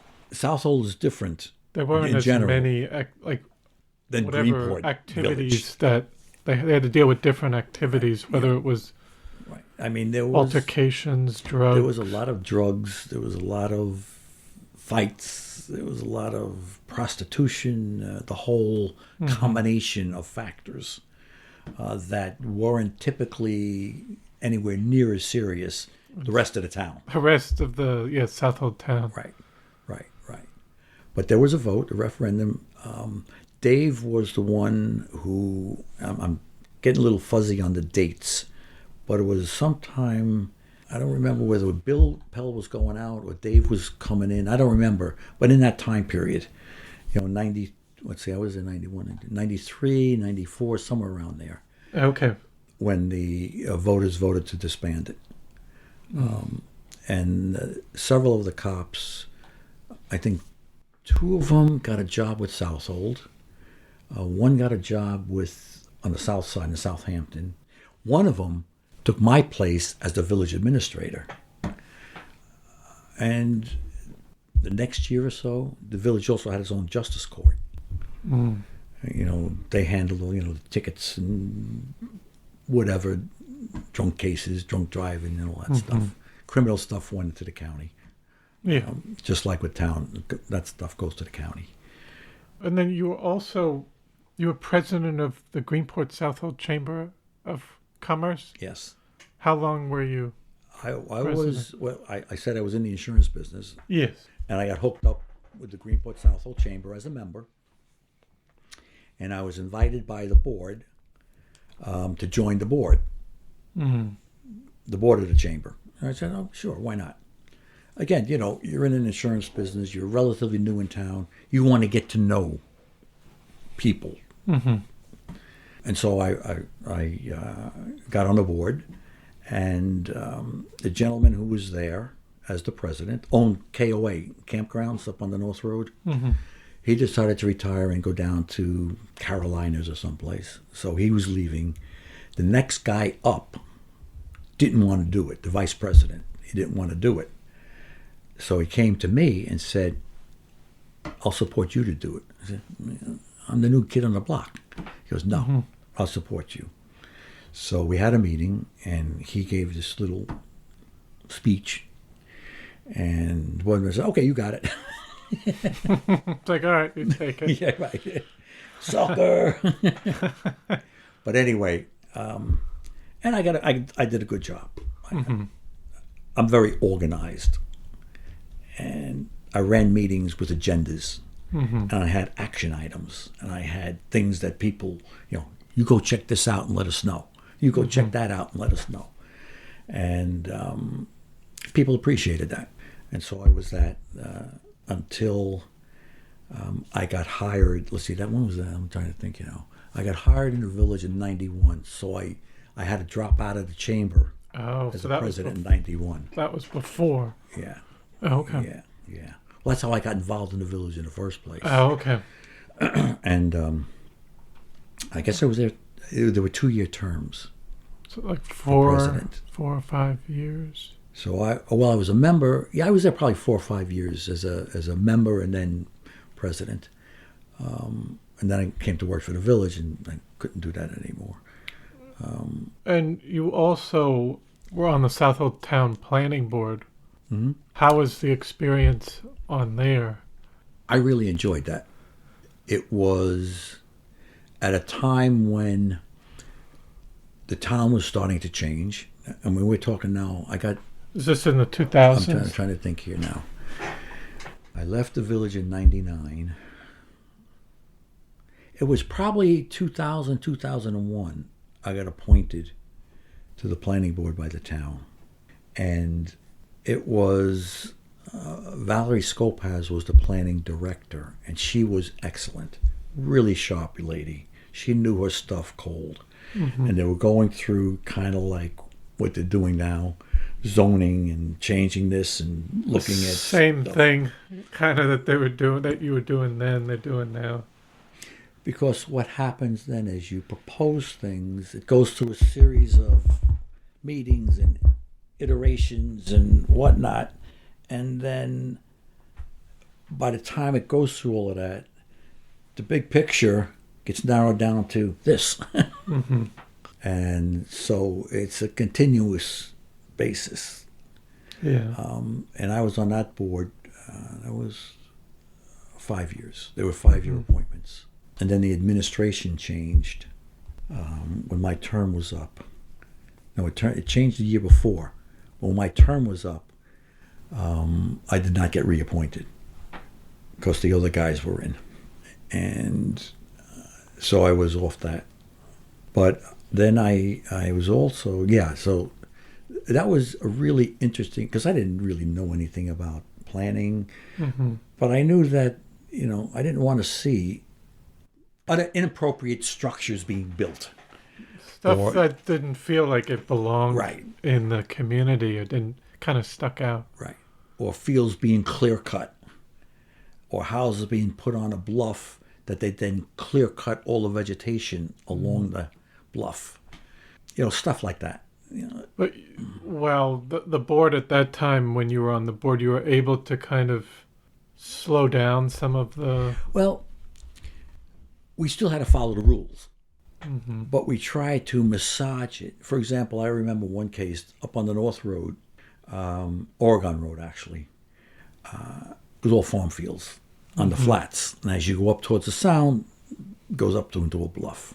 And one of the owners of the land took the top end of the farm field and chopped it up into 4 or 5 fingers type of properties, 100 wide, 6 million long, so they can get 4 or 5 houses, sound front on the water.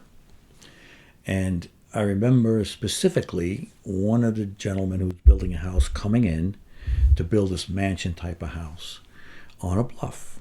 The bluff along where he was building was filled with poison ivy and weeds and vines and dead trees and everything.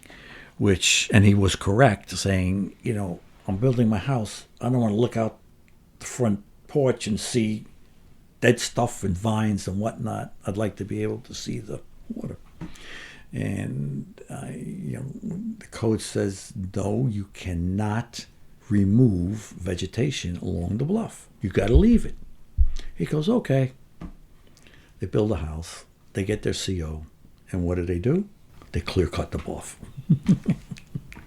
At this time, nobody pays any attention because, you're 6, 8 months, 10 months down the road and nobody's paying attention to this house because you got a ton of other things to do. So I had proposed at the time, they're going to cut it down anyway.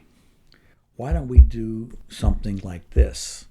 You can cut all the stuff down out of that, but you must replant it with native grown species so that you can keep trimmed, keep your view, but yet still have the support of the roots and everything to prevent erosion.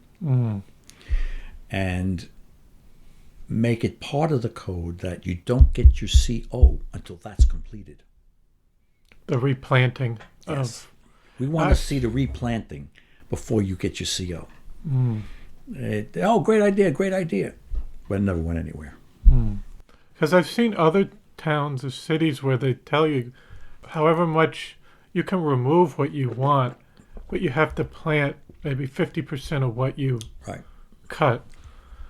But they don't have that. I don't know if that's something that's been... There is certain lot coverage percentages, and there is certain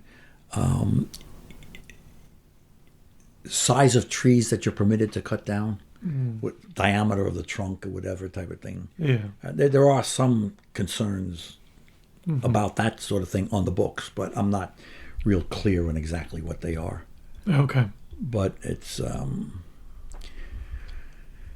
one way you can't blame people. They're buying a piece of property at a high price. They're building a big house, okay, and they're doing it because they want to look at the water. And they want to utilize the lot. Yeah. Yeah. Can't blame them. But we can compromise and make it a situation where we can serve two purposes. You can get your view, but yet we can still have the vegetation to control some of the erosion. Because, and we tell the guy, you clear cut that, and it's not going to be long before all of that's going to start sliding into the your house will be right up. Yeah. Instead of having a 50-foot front yard, you'll have a 10-foot front yard. Yeah.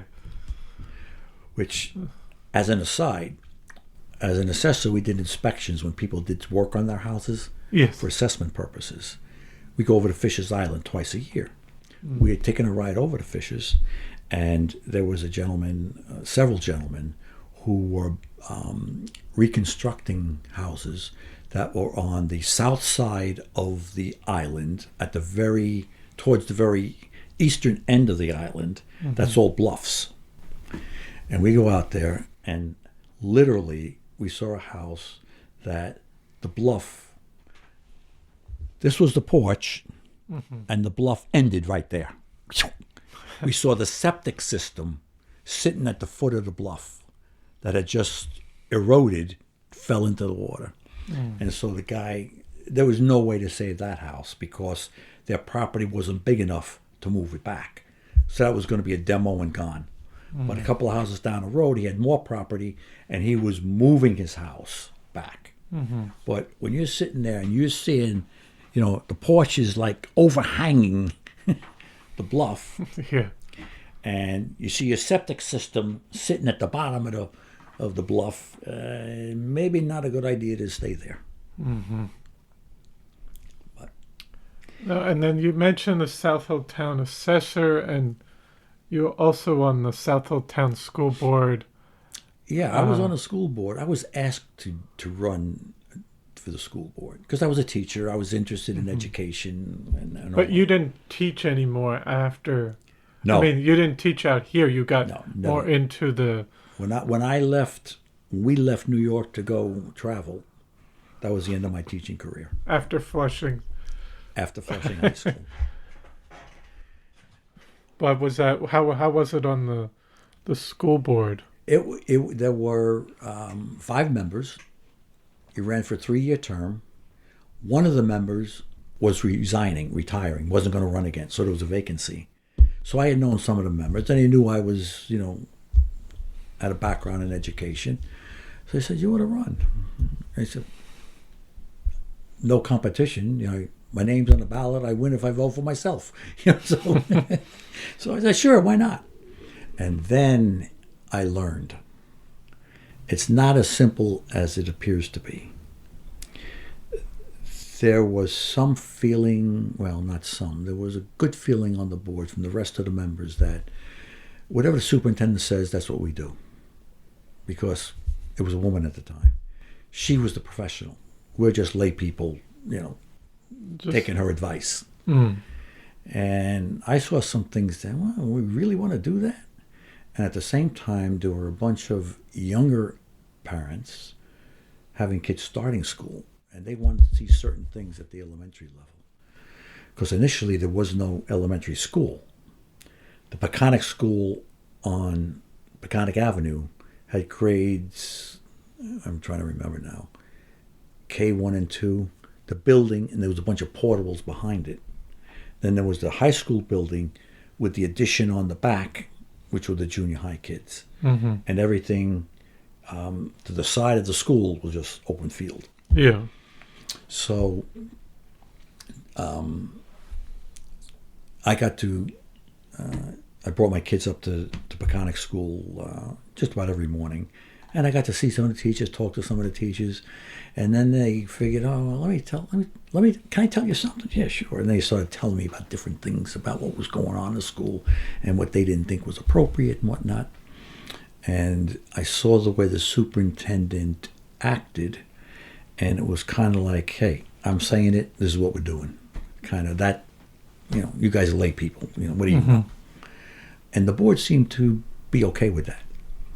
And I said, I don't want to do that.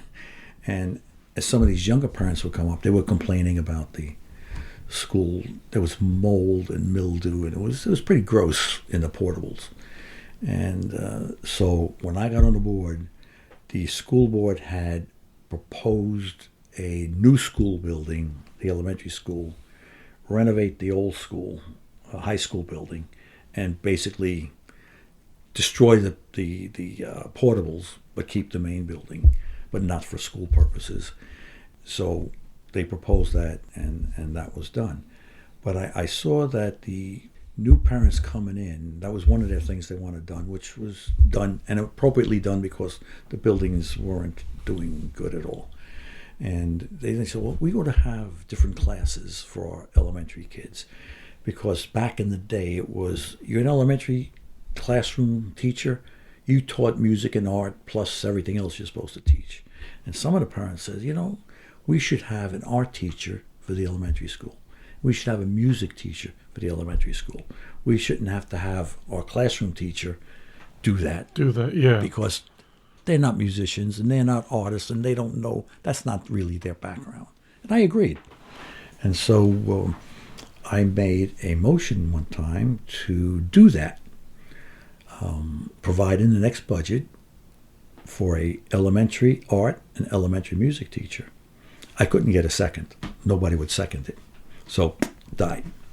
And then I figured, okay, this is the way the game works. How are we going to do this? I recruited a friend of mine.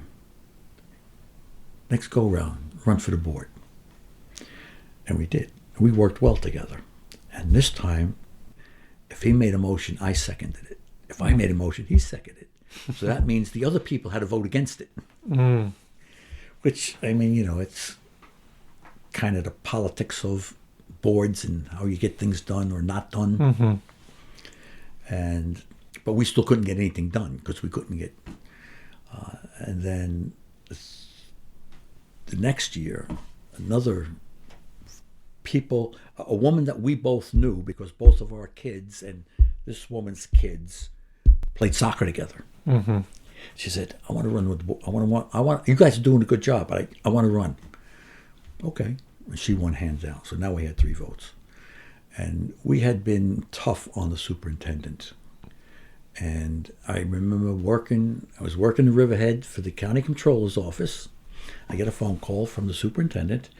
I have to see you this afternoon. Can you stop by the office after work? I said, well, what's this about? I said, I can't tell you. Just come by the office. Okay.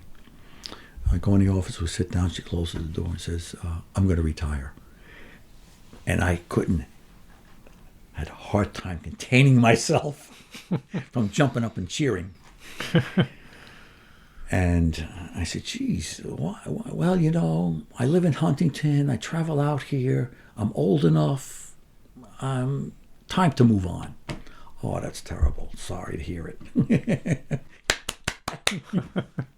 And she retired. Yeah. And we hired a new gentleman who was absolutely exceptionally good, Chris Gallagher. Mm-hmm. He moved out here from Smithtown.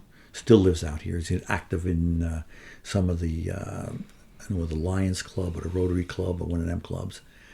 Absolute fantastic superintendent. He decides to retire, and we hired another absolutely fantastic superintendent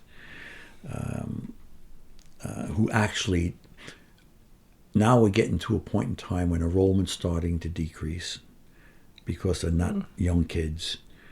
We're getting to where this was like, let's see, I'm trying to think about 2000, late 2000s.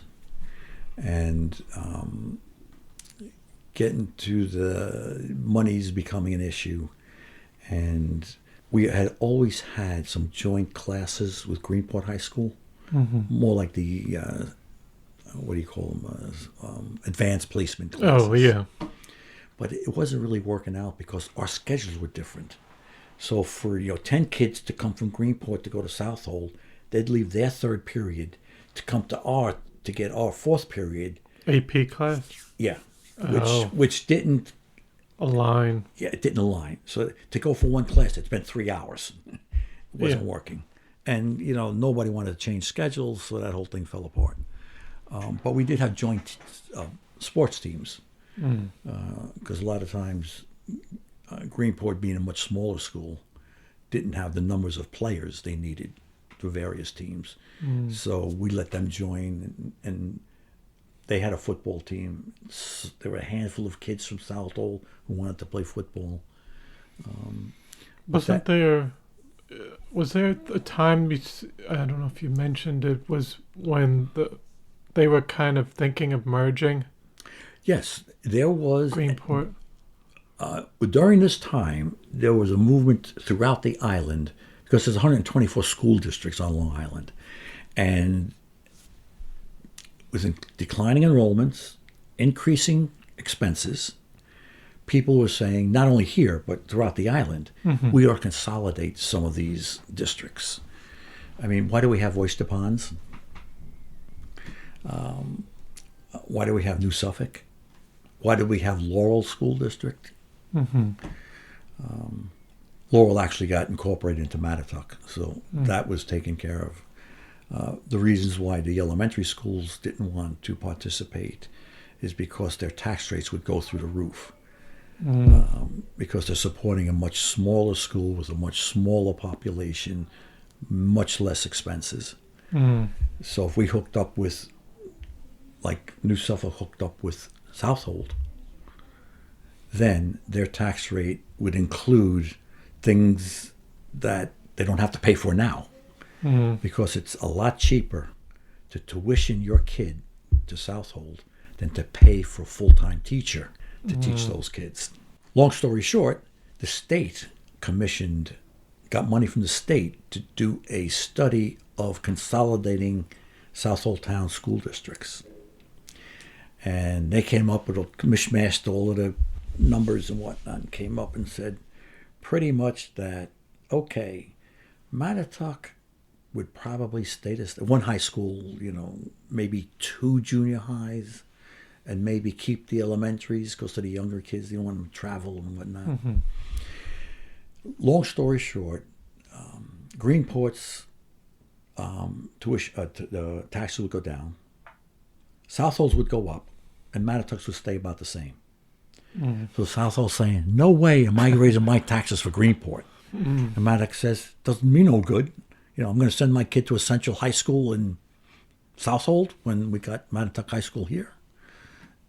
And so the whole thing didn't go anywhere. Yeah. The economics weren't there to make And sense. and then also probably different opinions about how the school should be run in Greenport, and they'll do it differently over there, and things Yes. might gravitate things more to Southold and leave out Greenport stuff. Well, what happened, so that was dead on our arrival.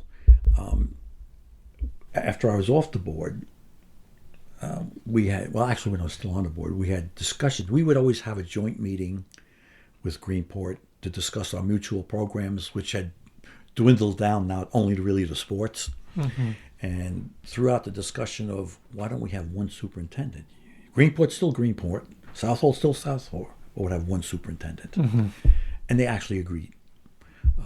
So the Greenport superintendent had retired, moved on. So they didn't have somebody.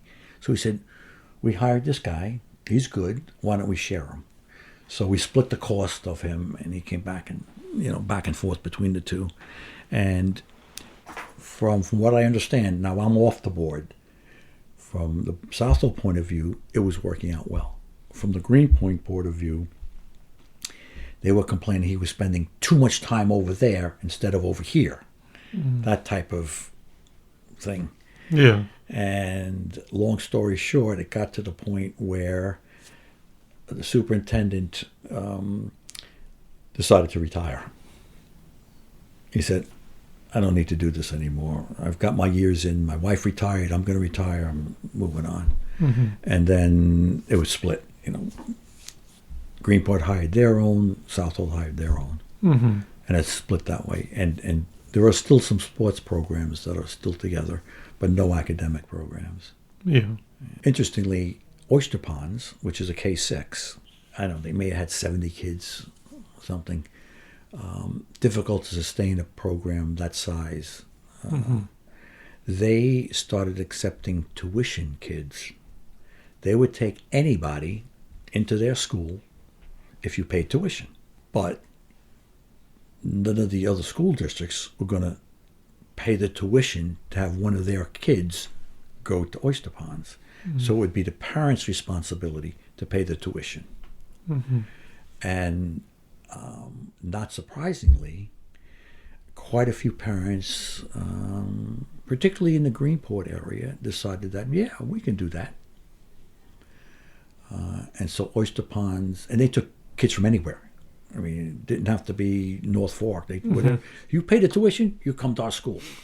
That kept them afloat. Of course, if you lived in Oyster Ponds, you could still go there, tuition free. So that's keeping them afloat. Then they started an early childhood program and a daycare program, and that's what's basically keeping them going. Okay.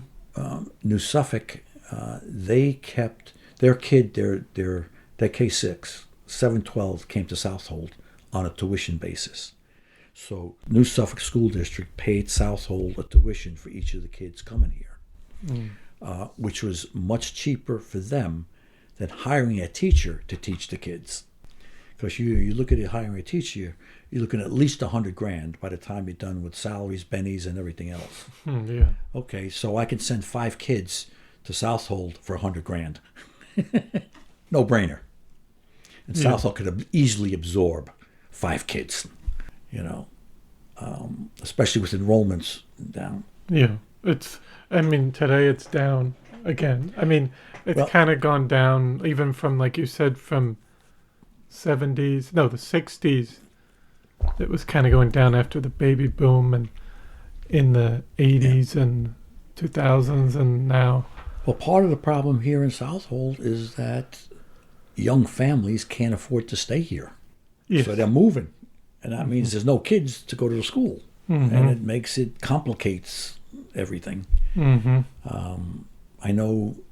I think Greenport now has like Shelter Island, Southold, Greenport, and Mattatuck to get a football team together. Yeah.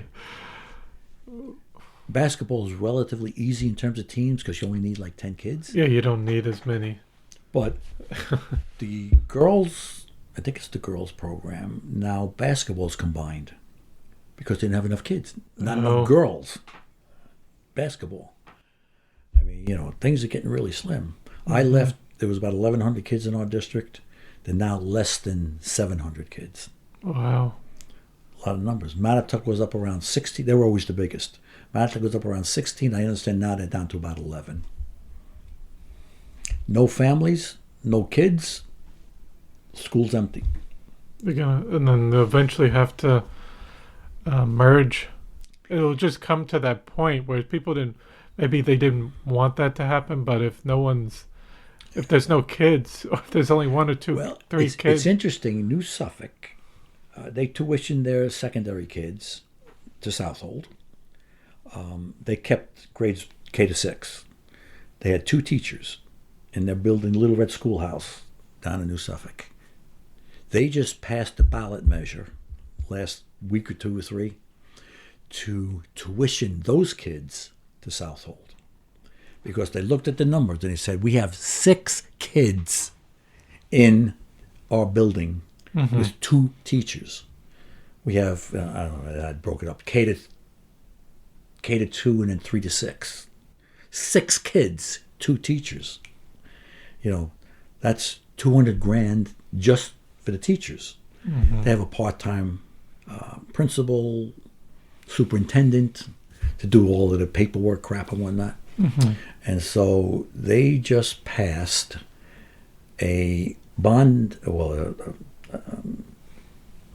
petition to tuition all their kids to Southold, but didn't disband the school district, because the school district now will still enjoy the low property taxes that they pay. If they would have joined Southold, now they're sharing in Southold's budget, which would jack up their property tax. Yep. But by keeping it opened, but tuitioning all their students out, they keep the tax rate low because it saves them money to pay tuition as opposed to paying teachers. And they're going to plan, or from what I understand, they're going to use the building, for maybe community purposes and whatever.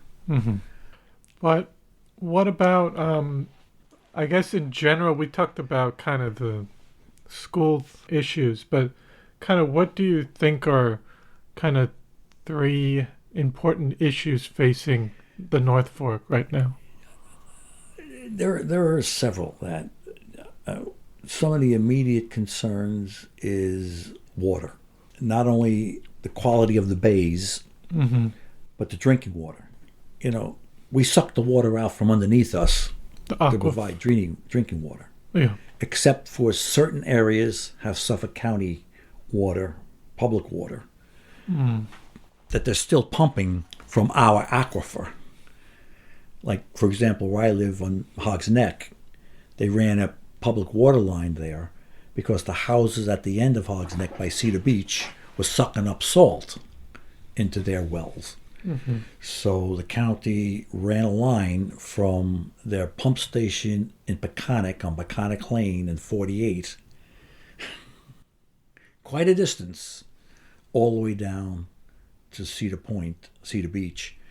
And the only reason they did that was because they lined up enough private homes to buy into that water system. As a matter of fact, my dad's house, my dad bought into it because the price was so cheap that it'd be foolish not to. But they're still sucking water out of our aquifer. They claim that the spine of the North Fork, which is basically the North Road, water flows north and south from there. And that's where the bulk of the fresh water is.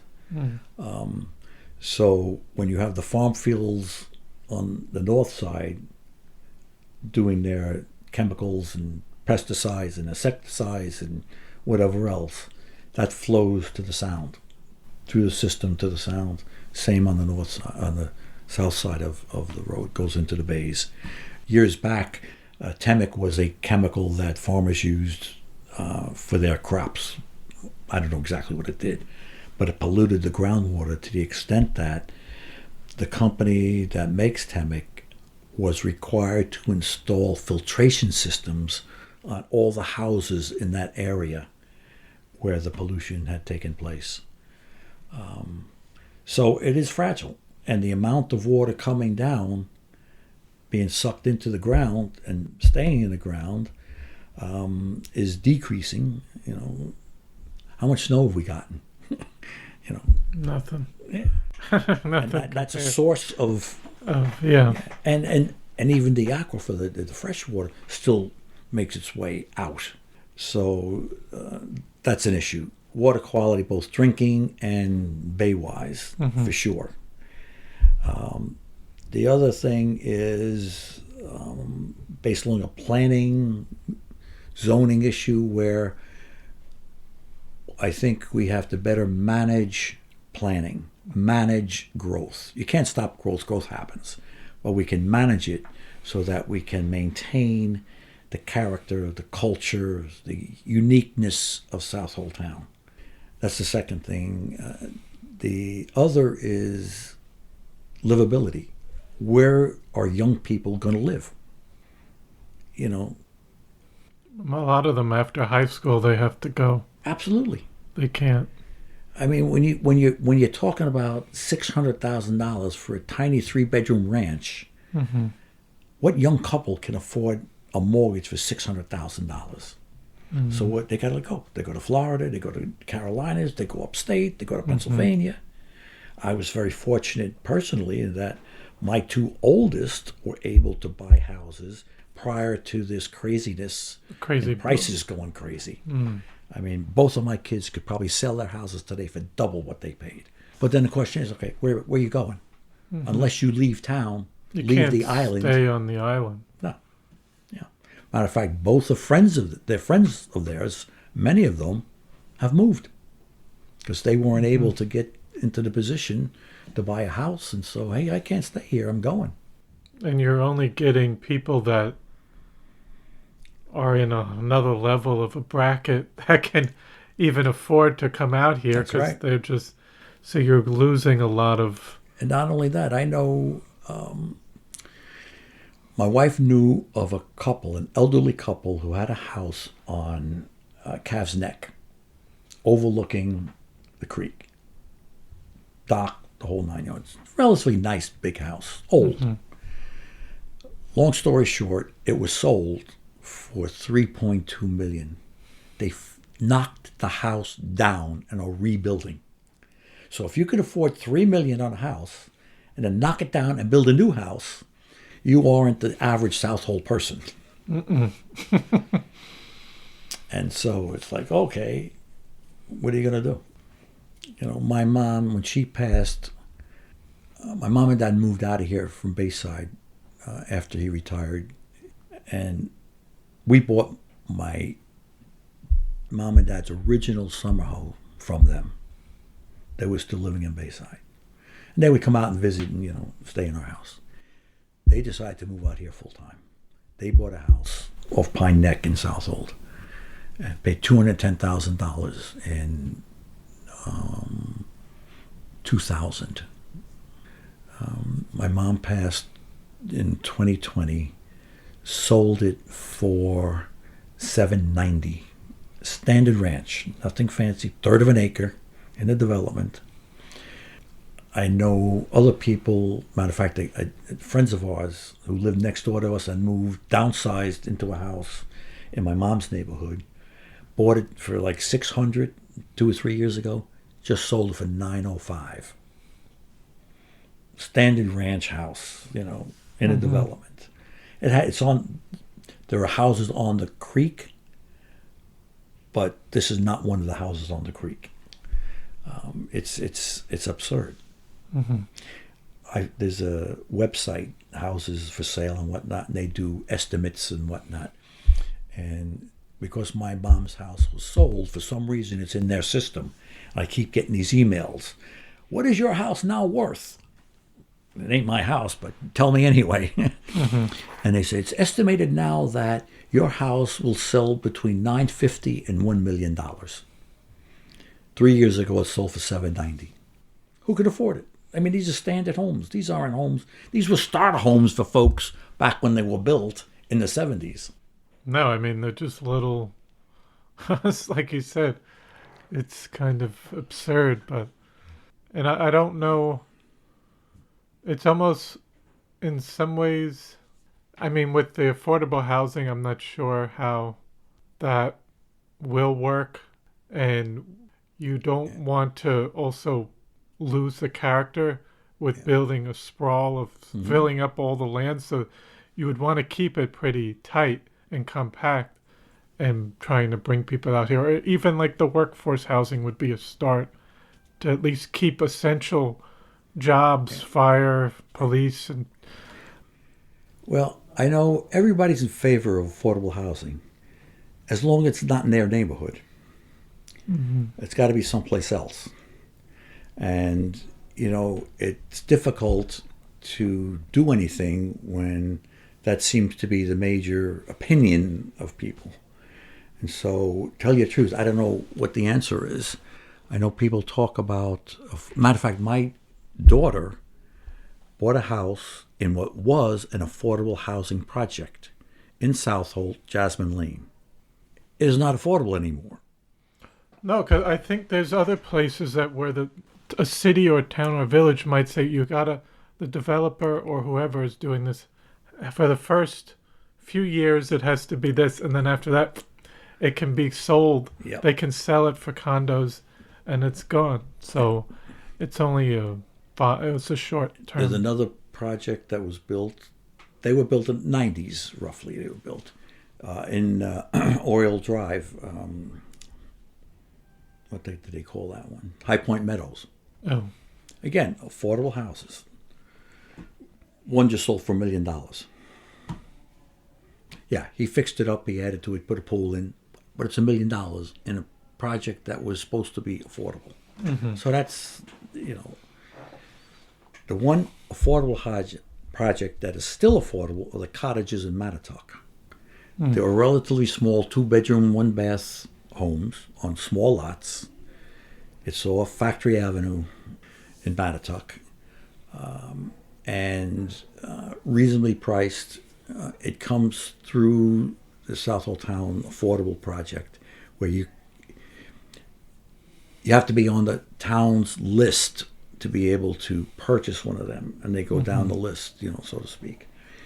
The issue that seems to be a problem is that it's affordable in perpetuity. So if you go to sell it, what you paid for it, and any improvements that you've made to it, but the improvements that they allow are very minimal. They're not going to let you put a second story on. They're not going to let you put a big addition on it. So the basic house is going to stay the basic house. You can sell it plus an inflation factor. Okay? So if you look at today's market, okay, I sell my house there. I don't have enough money for a down payment to go buy a house that's big enough for me and my family. So yeah, it's affordable in perpetuity, but they're not turning over very rapidly because you can't get the basic equity out of the house to use to subsidize a new house. So unless you're able to sock it away in a bank as you're working, and add that to the equity that you're able to get from selling the affordable, otherwise you're stuck. Because I know my daughter knows a family that's in there, and they basically, you have one kid, it's fine. You have 2 kids, okay. You got 3 kids, and it's rough. The small lots, the small houses, and if it wasn't for their family helping them, they could never sell it and buy something else. So it's one of those situations where, yeah, affordable in perpetuity, but how does that make it affordable for somebody else if the people who are in there can't get out? So there's that. I know the village did some affordable houses. The town, the county gave them 6 or 7 vacant lots. This was before my time. And they said, we'll give you these lots for nothing if you build an affordable house. Affordable house means the income that would be able to purchase it has to be within our guidelines of income levels. And so because they didn't have to buy the land, they could afford to buy the house.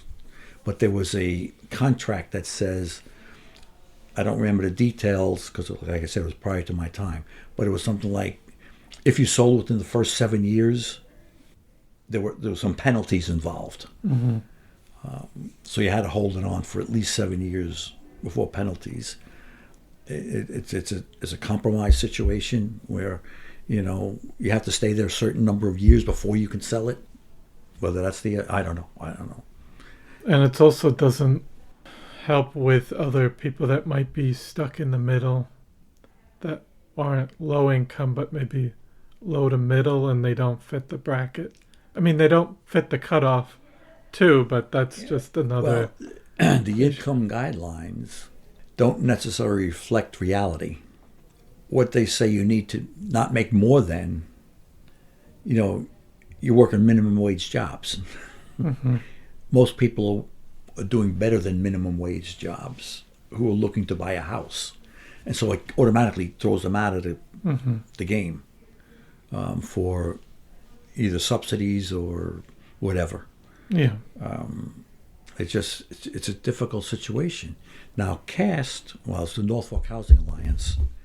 They have an office still on South Street. They built the Lakeside Garden apartments down like behind the firehouse, kind of on the way to the former dump, that are rentals, but they seem to be working out. And they've been here for years. But nobody wants to build 2-story apartment buildings. You So have people to have want individual houses. Which is kind of moving forward. I feel like it's not reasonable. I mean, it's almost. I mean, you don't want to, because it's kind of the American dream of the single-family house. Yes. But within the North Fork, it's tight in terms of the land, and you could talk about the farm areas, but you don't want to lose that character. So I think you need to do some things that are more compact, maybe 2, even. I know some people don't like 3 stories. No. Well, it gets to be what they're doing in Riverhead, putting 5-story apartment buildings on Main Street. Mid-rise. Yeah. What they did here on the North Road, Vineyard Views or whatever. Oh, Vineyard View, yeah. Interestingly, nobody really objected to that. You didn't get the demonstration. We don't want this, we don't want it. Well, part of it is it's in the middle of no place, literally. It's isolated. Yeah. They're like, oh, well, it's not by. Yeah. Just put them in. It's literally in the swamp, in a hole. Yeah. You go down, you drive down into it. I always wondered about that with the flooding and all of that. That's why nobody complained about it. Yeah, put it up there. We don't care. Mm-hmm. We ain't going up there.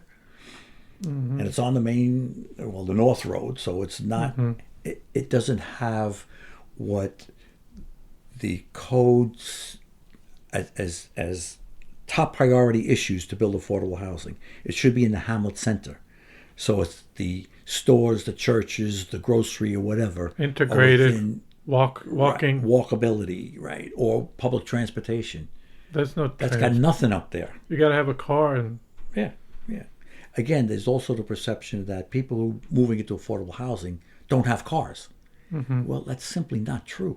Nobody lives out here, well, I shouldn't say nobody, without a car.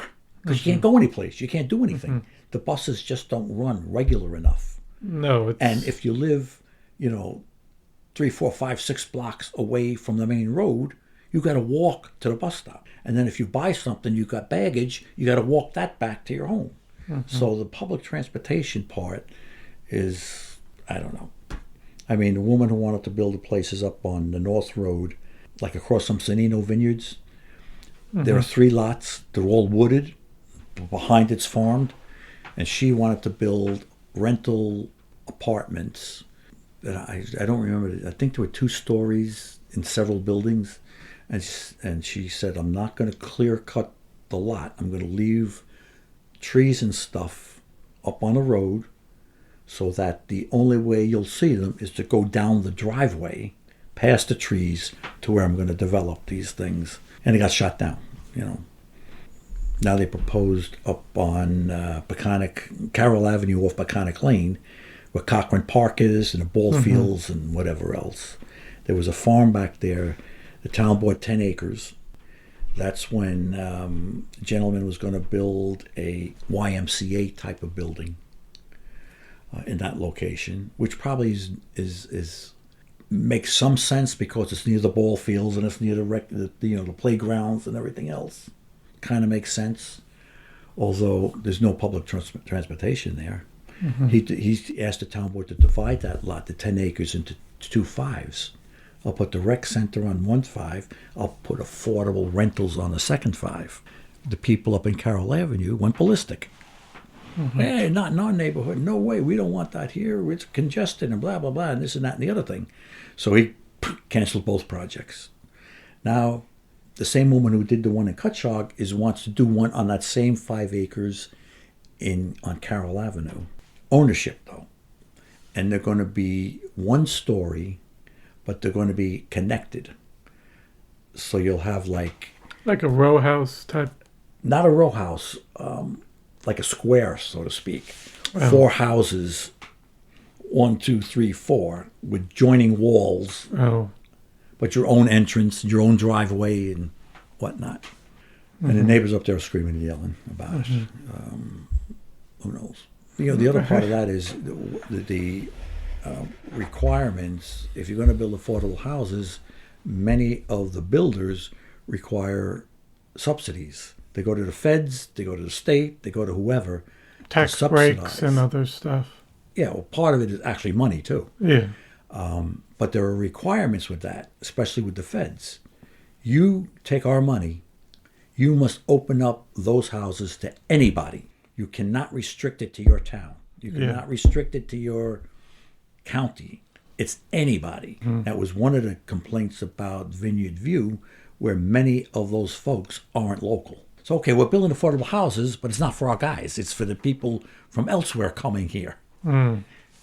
So you're not even taking care of the people that are already here. Yeah. Due to what the feds want. Nobody gives money for nothing. There's always strings attached. And sometimes the strings defeat the purpose why you want to do something. We want to do this for our residents.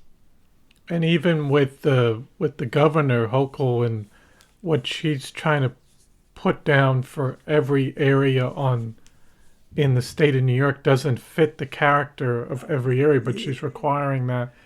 Nobody wants the state to come in here and tell you what to do. Period. End of discussion. That was a stupid idea on our part. And I think mostly everybody said that. No, we're not doing that, and she backed off.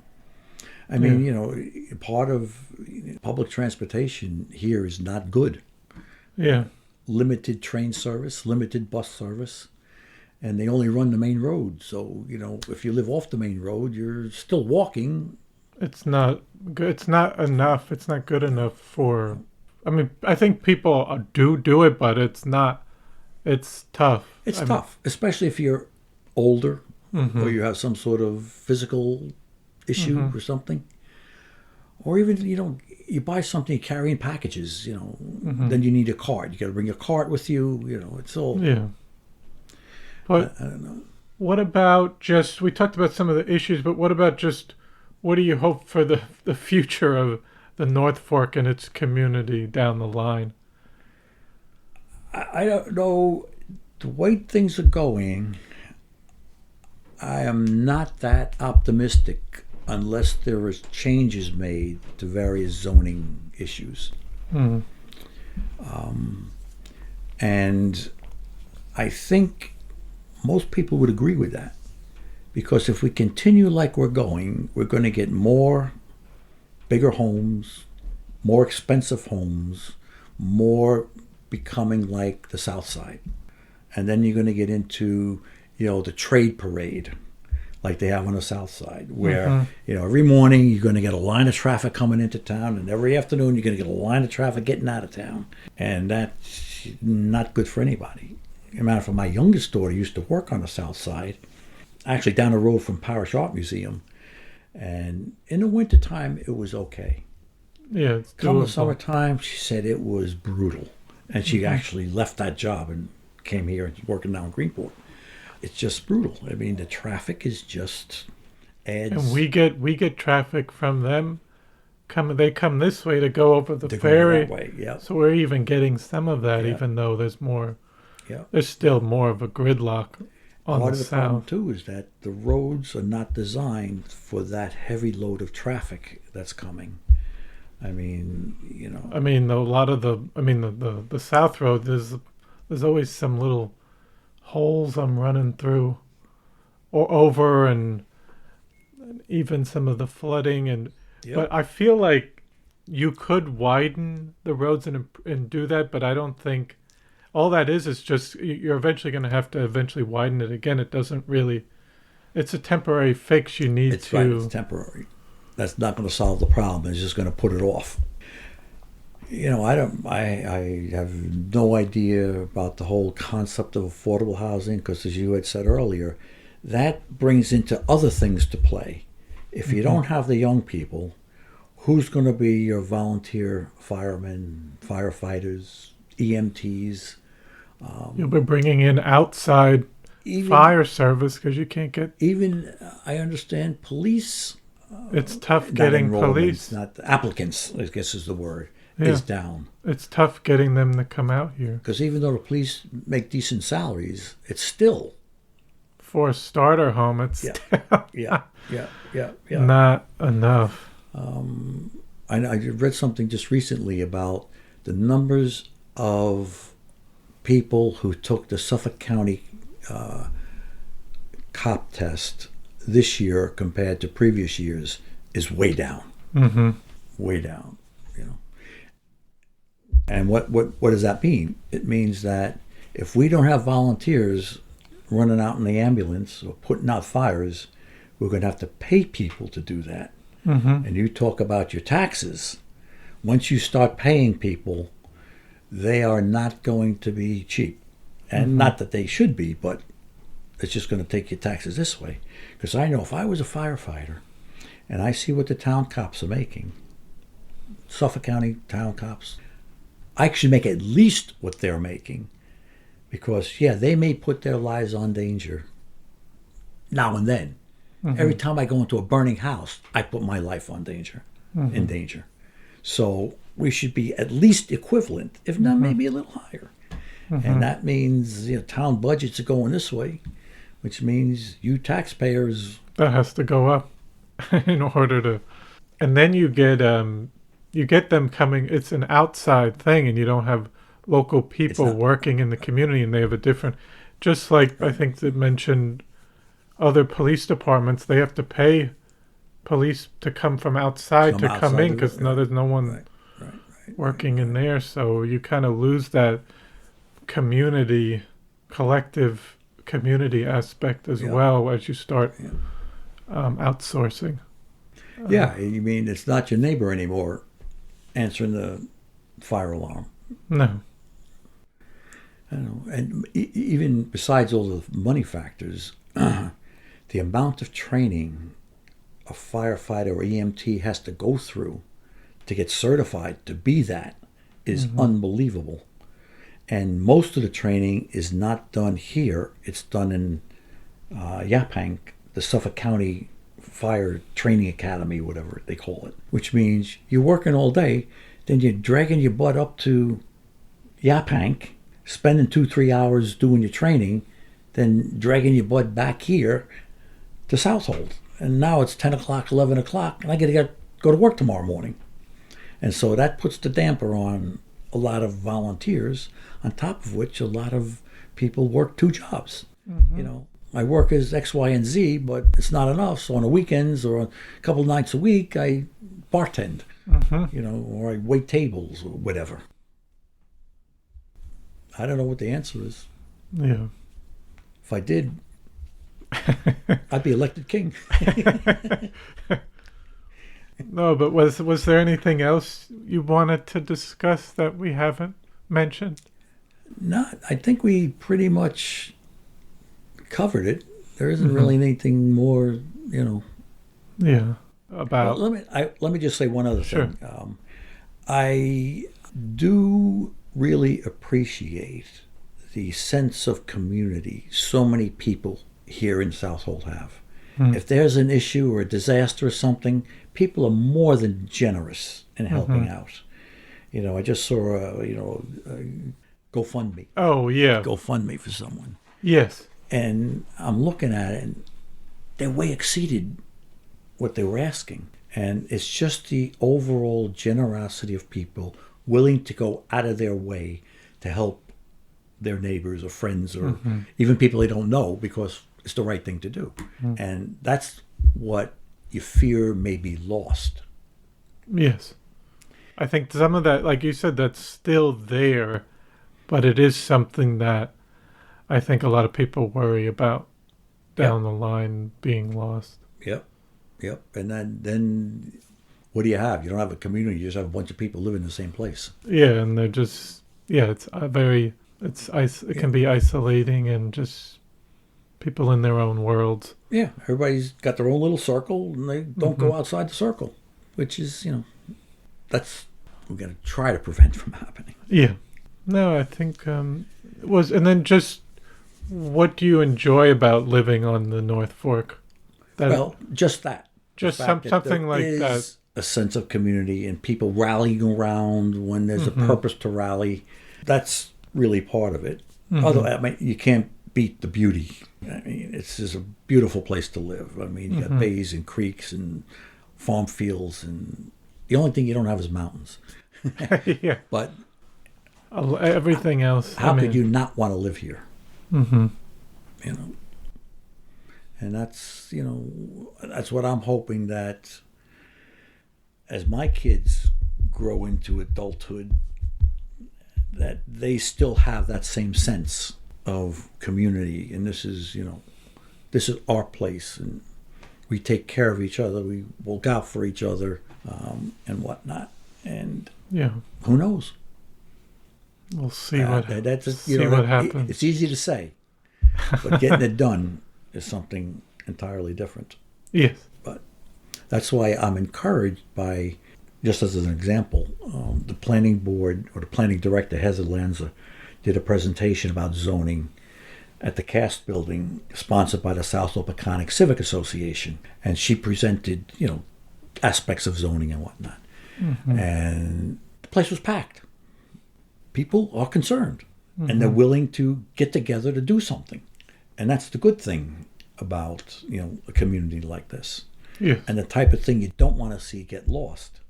And you hope because I don't know if it's that with some of these meetings, it tends to be more older people.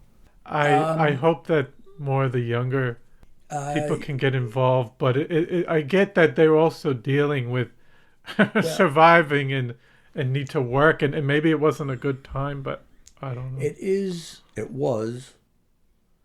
How do I be polite about this?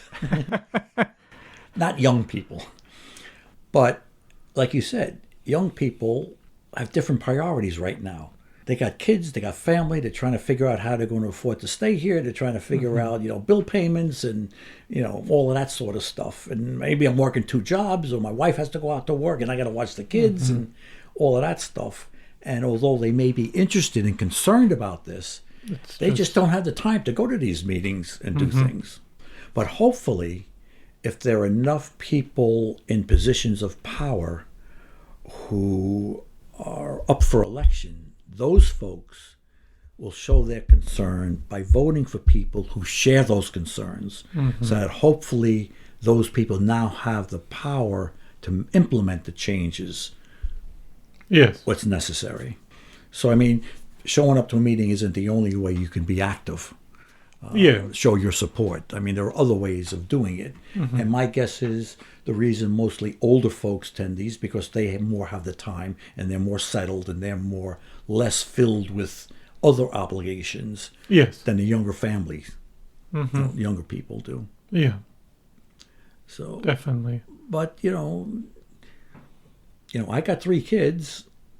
I pass on to them. Yeah. And I'm sure many other people are in the same boat, where they go and they tell their kids about what's going on, and hopefully they go out and they voice their opinions when it's needed. So, Yeah. I don't know. It's going to be interesting, that's for sure. Mm-hmm. That's for sure. It's interesting when I tell people before I retired, when I told people I'm going to retire, one of the very first questions that many people asked me, so where you moving to? I said, what? Where am I going? I'm here. Mm-hmm. My kids are here. I'm not going anywhere. But it was interesting that was one of the first questions so many people asked me. So where are you going to move to? Automatically, when people think you're retiring, they think you're automatically going south. Or maybe somewhere else, but it's interesting how they don't expect you to stay in the same community. Yep. Well, my guess is that part of what we're talking about and the economy and the cost of everything might be is a reason why go to a place where it's much less expensive to live. But at the same time, it's like maybe you want to still be in the community that you've been living in, and well, I know people who have moved south, mostly south, and once they get there and they settle in, they say, "Wow, what a mistake!" Mm-hmm. But then they can't afford to move back. No, once you do that, you can't. Yep. I mean, I know my son went to school upstate, and he met a bunch of guys. He went to Delhi. Mm-hmm. For the last 2 years, maybe. It was the same group there was 4 of him and 3 buddies. The other 3 were all from upstate, and they rented a house off campus. And the landlord was a smart guy. He said, my son's a carpenter, and he was in a carpentry school, whatever the heck they call it. Mm-hmm. And so were the other guys. And he said, I'll tell you what, you could stay here. I won't charge you any rent, but you do all the work I need done. You re-roof the roof, and you do this, and you do that, and do that. So, and he got to know these other 3 guys real well. He's still in contact with them, 10 years later. And he goes, they have no clue how expensive it is to live on Long Island. Mm-hmm. He said his buddy just bought a 100-acre farm and paid like $200,000. House and 100 acres. Yeah. Of course, they're in the middle of no place upstate, but Yeah. But still, it's just amazing. It is absolutely crazy what people can buy upstate. But to me, it's upstate. It's frigid cold winters with nothing around, nothing to do. Mm-hmm. Yeah. When my son was up there, all the guys up there hunt. They hunt anything. But what I appreciate about it is that they don't hunt just to hunt. They hunt either for food or they hunt for coats. They make stuff, skins and whatnot. And they just don't hunt just to hunt. And my son lives in Mattatuck. And one of his buddies came down for a visit and stayed with my son. And my son, we'll go out hunting on whatever day it was. So they went to, one of the local places to hunt. And they're sitting there. They got a tree stand, put a tree stand up.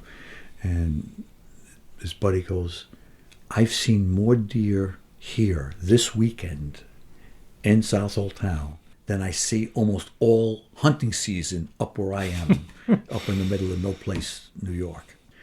And he goes, yeah, well, that's good and bad. It's good if you're a hunter.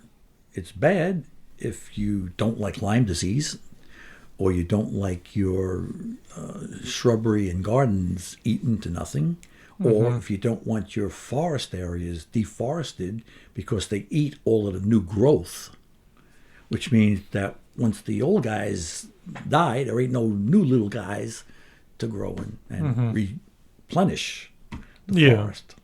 No, that's a whole nother... Something needs to be managed. Well, I saw a report that state DEC did a report about Southold town and deer. And they say under normal conditions, the size of Southold town, some 40 square miles, could support a herd of roughly 500 deer. they estimate the count of deer in Southold is 3,000. And now that more and more people are putting up fences, the area for them to graze is becoming less and less and less and less. And so, the incident of Lyme's disease is more prevalent if you go out into like a trail that the town owns, the property town owns, because that's where they go, because they can't get into people's yards, or they can't get onto farms, they can't get into the vineyards. Yeah, there's not much space left, and then you have... And then you're running them over in the road because... You're going to have more accidents that way, or more vehicle collisions with deers. Yep. So, I don't know, it's just... That's another issue thing. That, and then there are the people, like our friends, we got friends up in Pennsylvania who live in Pocono area. Jim Thorpe, name of the town. Yeah. Old coal mining town that went dry when the coal mines went dry, reinvented themselves as a tourist. So all the little shops became, what would you call it? Touristy traps. Disney-esque. Right. The restaurants, all the fancy stuff with big prices. Yeah. And the homes, he said, they're 2 hours from the George G.W. Bridge. Mm-hmm. Straight 80.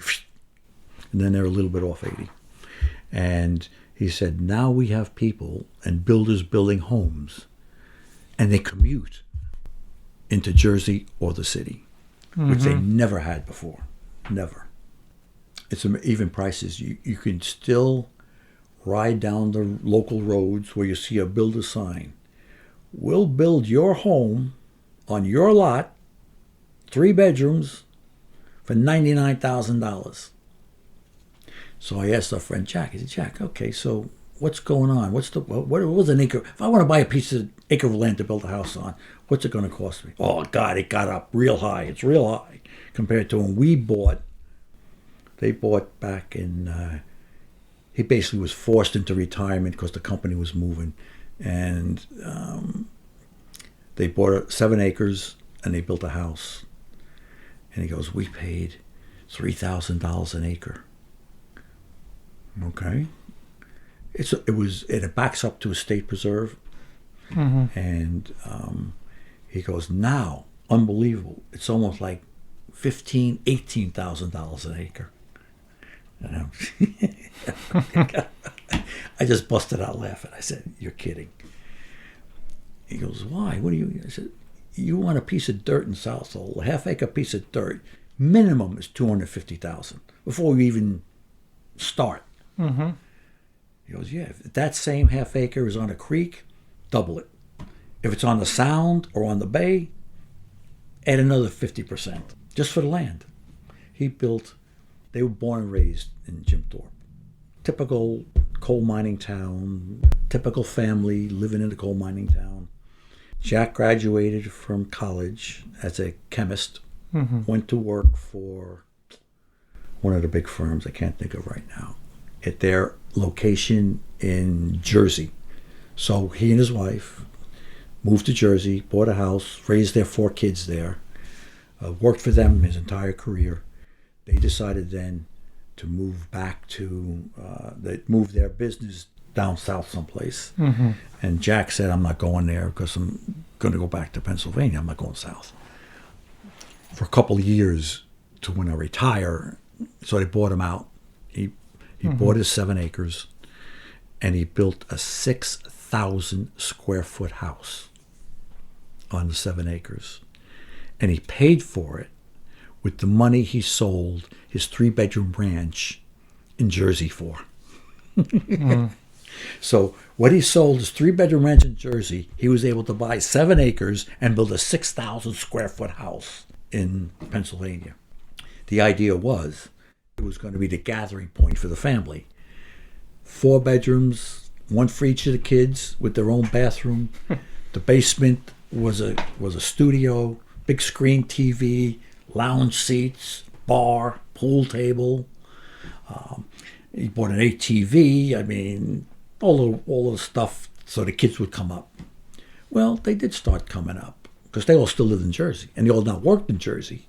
And it's a 2.5, 3 hour ride. And they would come up, occasionally. They all came up for the holidays. And now that their kids are getting to be big kids, well, I got a soccer game. Oh, I got to go cheerleading. Oh, I got this. Oh, I got that. So the visits of their kids up to their big 6,000 square foot house is dwindled down to mostly holidays and an occasional weekend here and there. Because they got their own lives, the kids got their own lives, and 3 hours is not something you jump in a car and do and come back. So they're basically living up there with their dog. In a giant house. Yeah. But again, their taxes are minimal. Yeah. Compared to New Jersey. Yeah. But there's still, that's a big house to maintain. You still have to pay for all the utilities and whatnot. So Yep. I don't know. But, so it's one of those things where you plan something thinking it's going to work, and then you're not taking into consideration other people's concerns. And, you can't blame the kids. Well, their kids. They got their own families.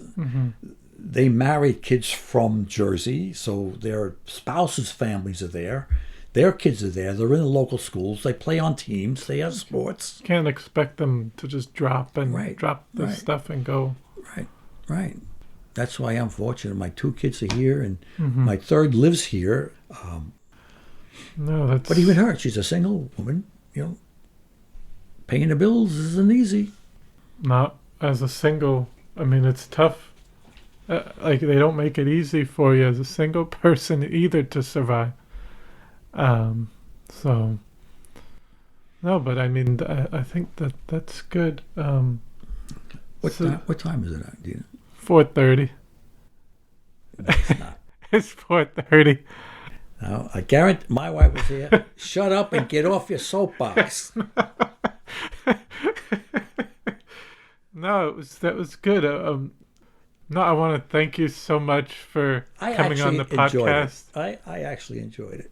Yeah, and thank you so much for your involvement in the community in Greenport, Southold, and your continued involvement. Maybe it's the teacher in me that you have knowledge and you want to share it. I mean, maybe that's where it comes from.